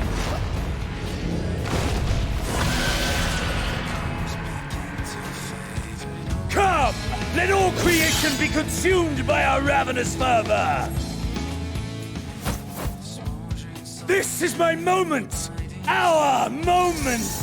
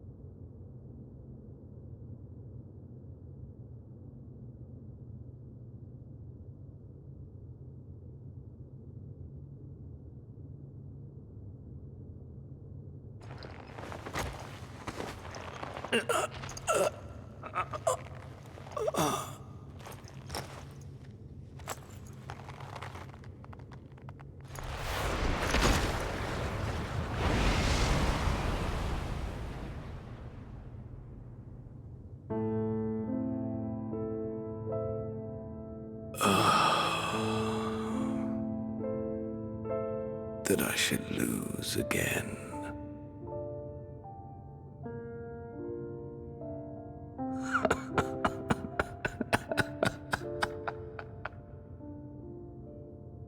How disappointing.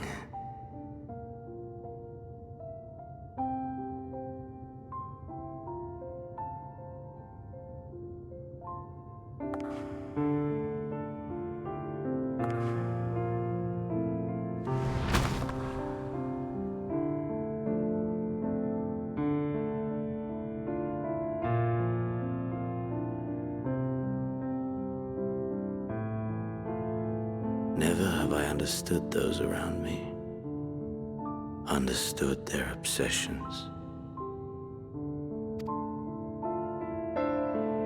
Besieged by their banality, the world is a mire of tedium and trivialities.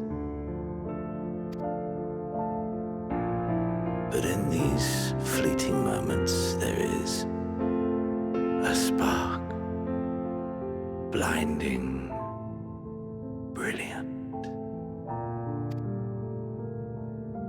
Gone too soon.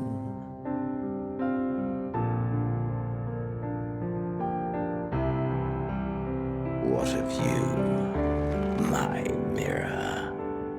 Born into this world, bestowed name, bid to seek out strife and adventure.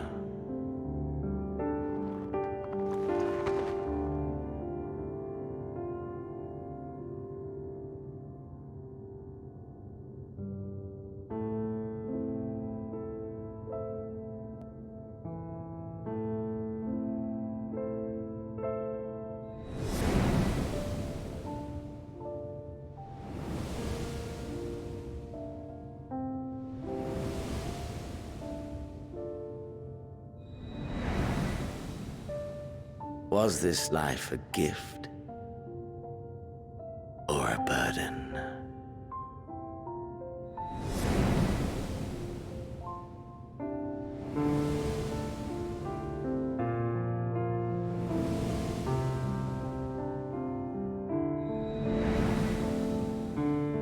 Did you find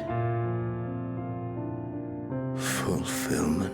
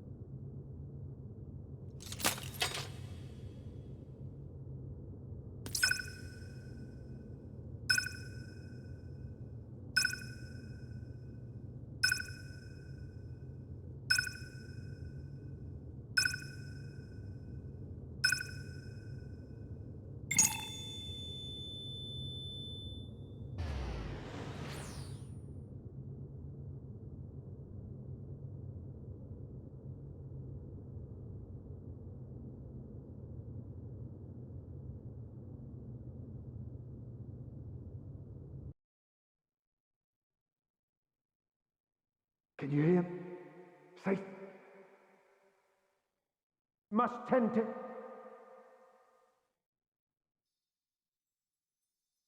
Open your... Please.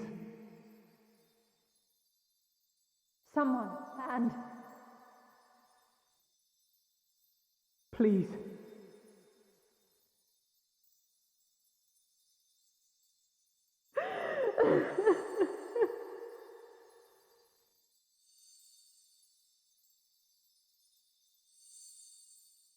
can't leave us! Not like this! If you do, I'll never forgive you! So come on! Open your eyes and get up!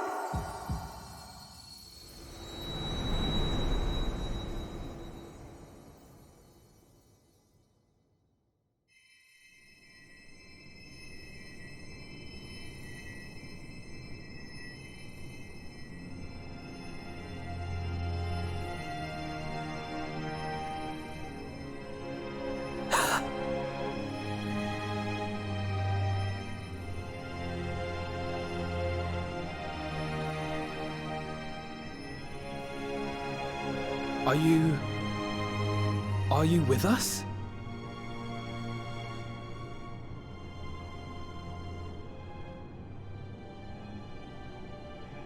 Oh, thank the heavens. For a moment we thought...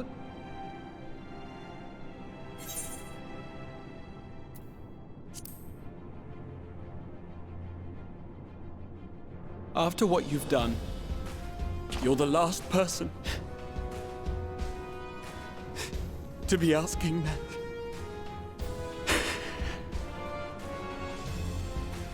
You...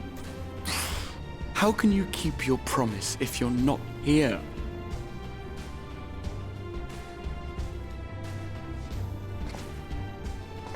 Another fine show you've put on, my friend.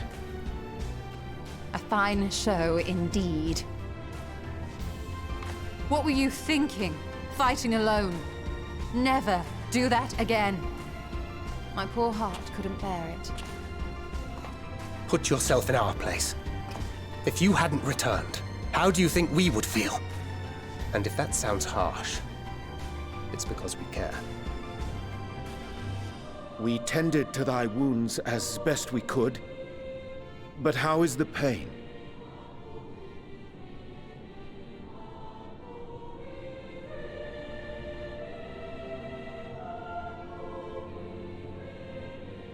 That is gladdening. Grievous as thine injuries were, however, I would counsel repose for a time. Gladdening!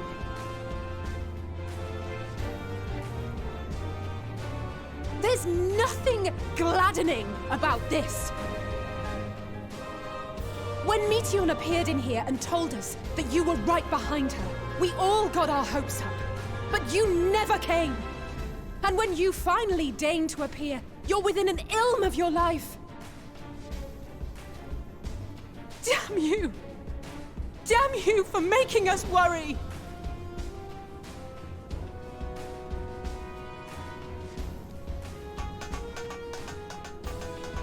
Oh, those were cries of celebration! Anyway, well, the important thing is that you're all alive and in reasonably good health, and we mean to get you back that way. As for your earlier request, I'm quite certain we're in range to make contact now. Ah, excellent. Let us announce our return at once. I hope you're ready.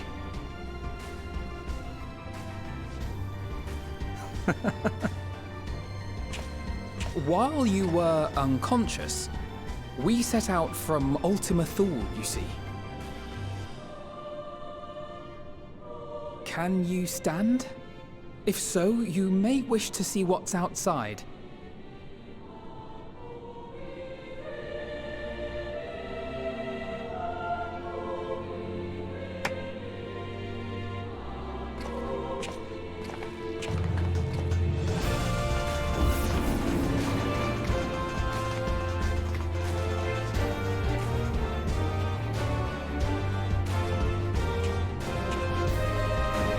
We're home, my friend.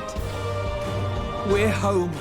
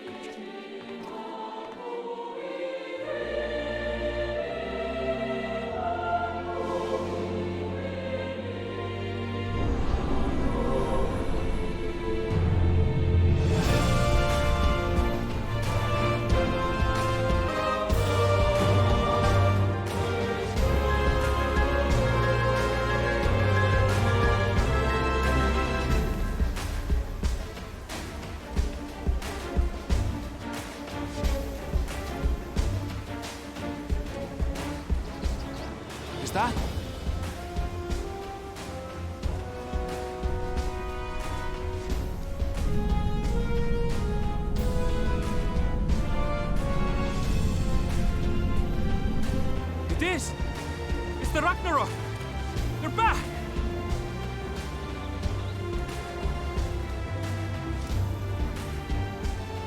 Thank heavens. Truly. They've done it! Welcome home. Yes!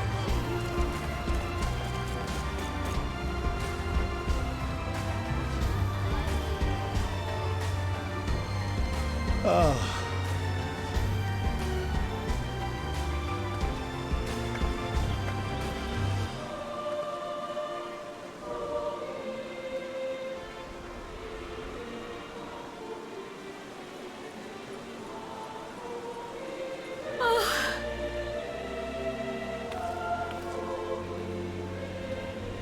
Welcome home, everyone!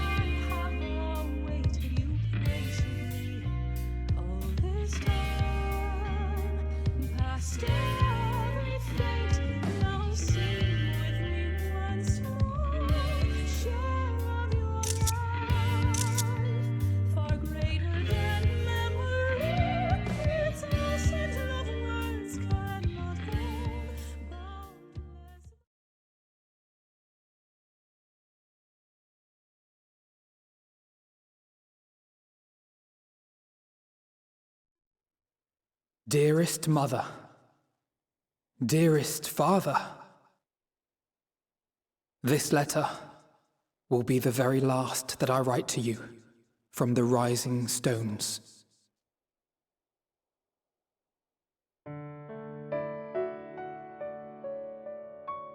As I commit these words to parchment, I fondly recall my journey as a scion.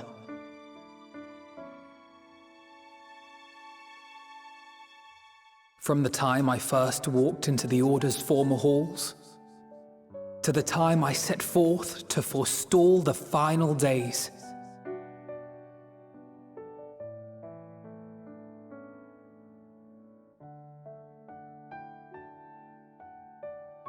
At the farthest reaches of the Sea of Stars, we fought the battle of our lives. Fought against despair itself, a veritable maelstrom of it, fed by the resignation that dwelled in the hearts of beings not so unlike ourselves.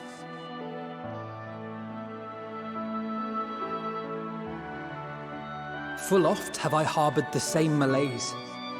Have I been brought to my knees, crushed by the weight of sorrow and defeat, convinced that I will never rise again.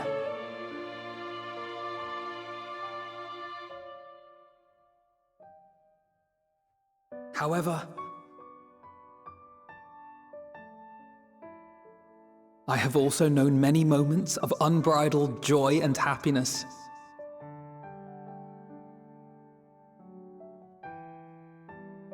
By this truth do I find hope within, blooming resplendent, like the Elpis flower.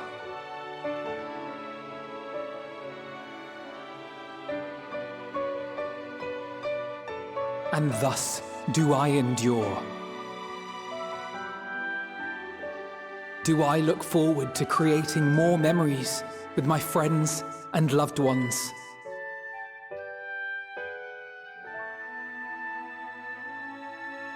For from these fertile seeds, yet more hope shall spring forth. And they will grow to become shining lights that illuminate the dark.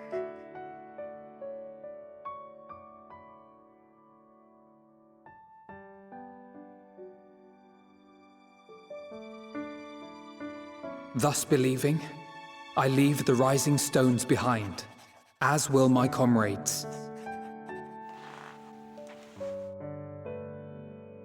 For, as we have decided, after careful deliberation,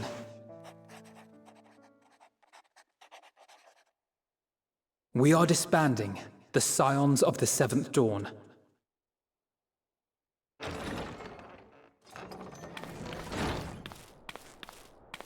There you are, Alphino.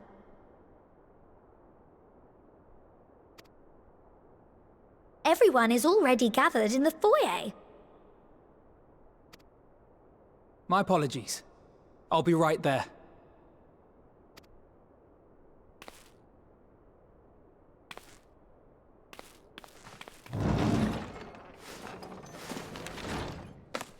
At least, that is what the story will be.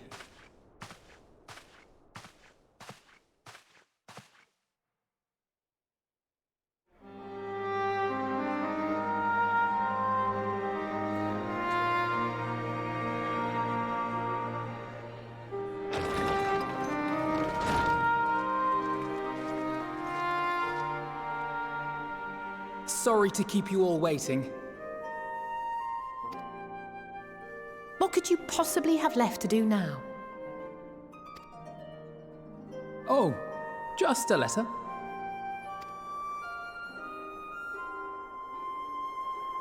I imagine it will be a while before we can gather like this again. So it must be, if we're to keep up appearances. From now on, it falls to the Grand Company of Eorzea and its allies to deal with the realm's crises. Meanwhile, we shall return to our erstwhile ways.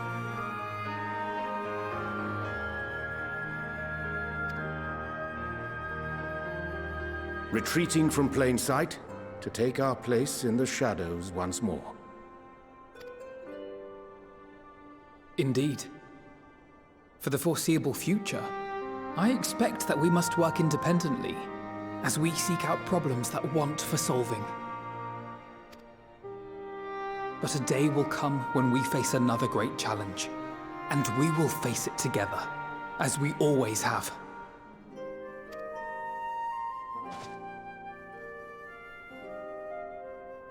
As much as I look forward to that day, I do hope it doesn't come anytime soon. Well, formal association or no, if any of you should require my services, you need but ask.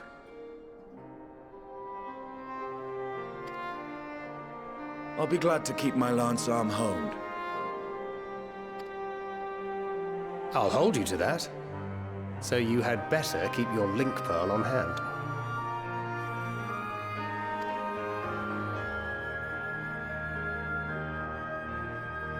So you really mean to stay, Tataru? Oh, someone has to keep the Rising Stones in proper order. And even a super-secret organization requires a super-secret base of operations.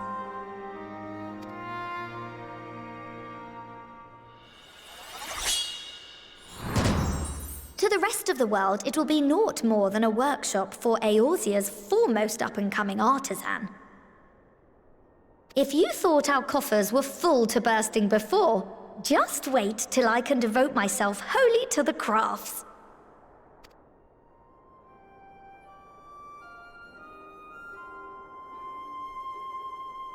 Plotting to build a mercantile empire to rival that of Lord Lodorito, are we?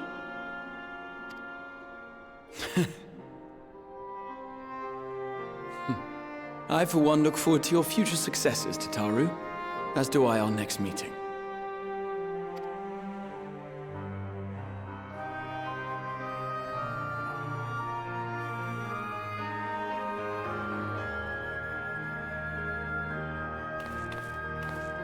And with that, I believe it is past time you all made ready to depart. Leave no preparations undone or words unsaid, all right? Now, off with you.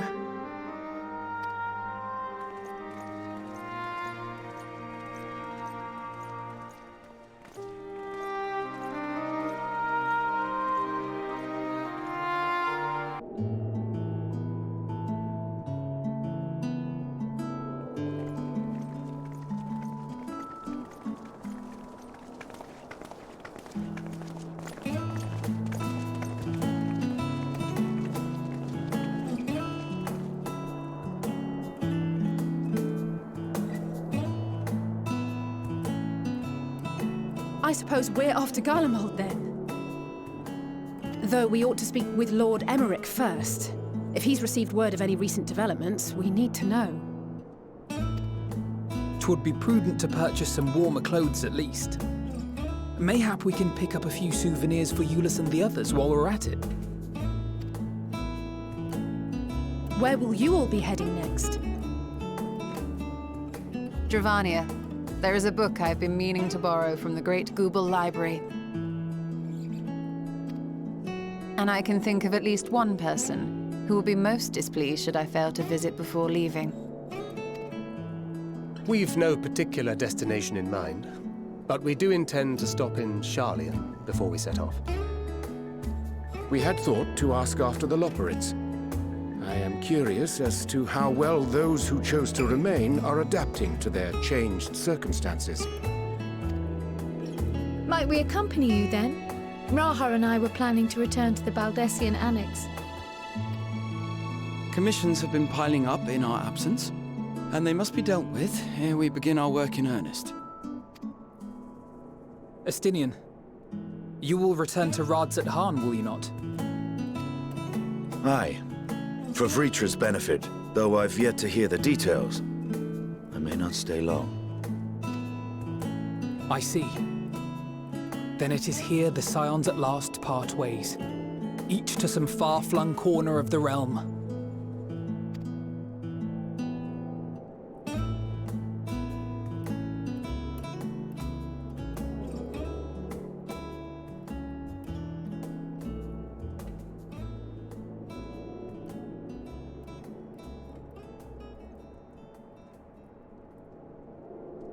Perhaps. But I believe one of our number, a rather important one at that, has yet to divulge her plans.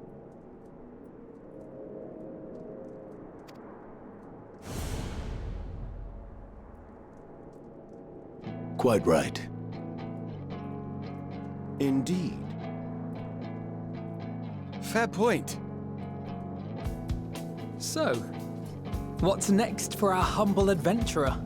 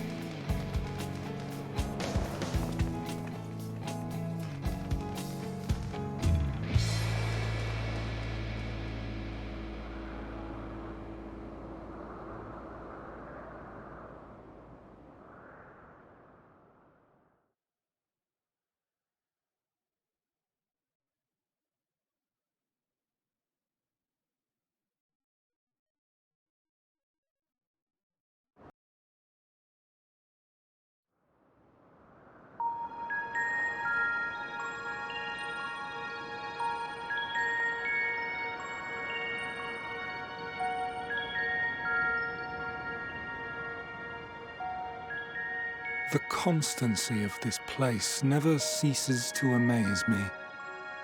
An ocean of souls, shimmering and eternal.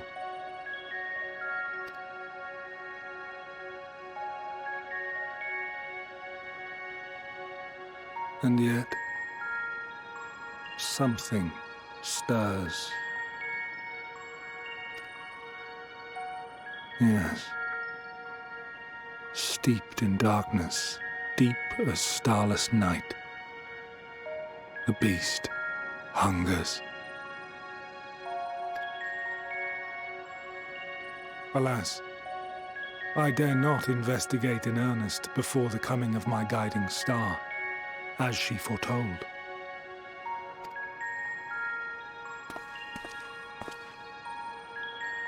We shall descend to the depths, you and I, to confront the dread beast Pandemonium.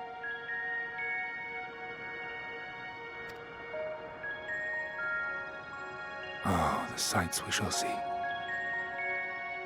The sights we shall see.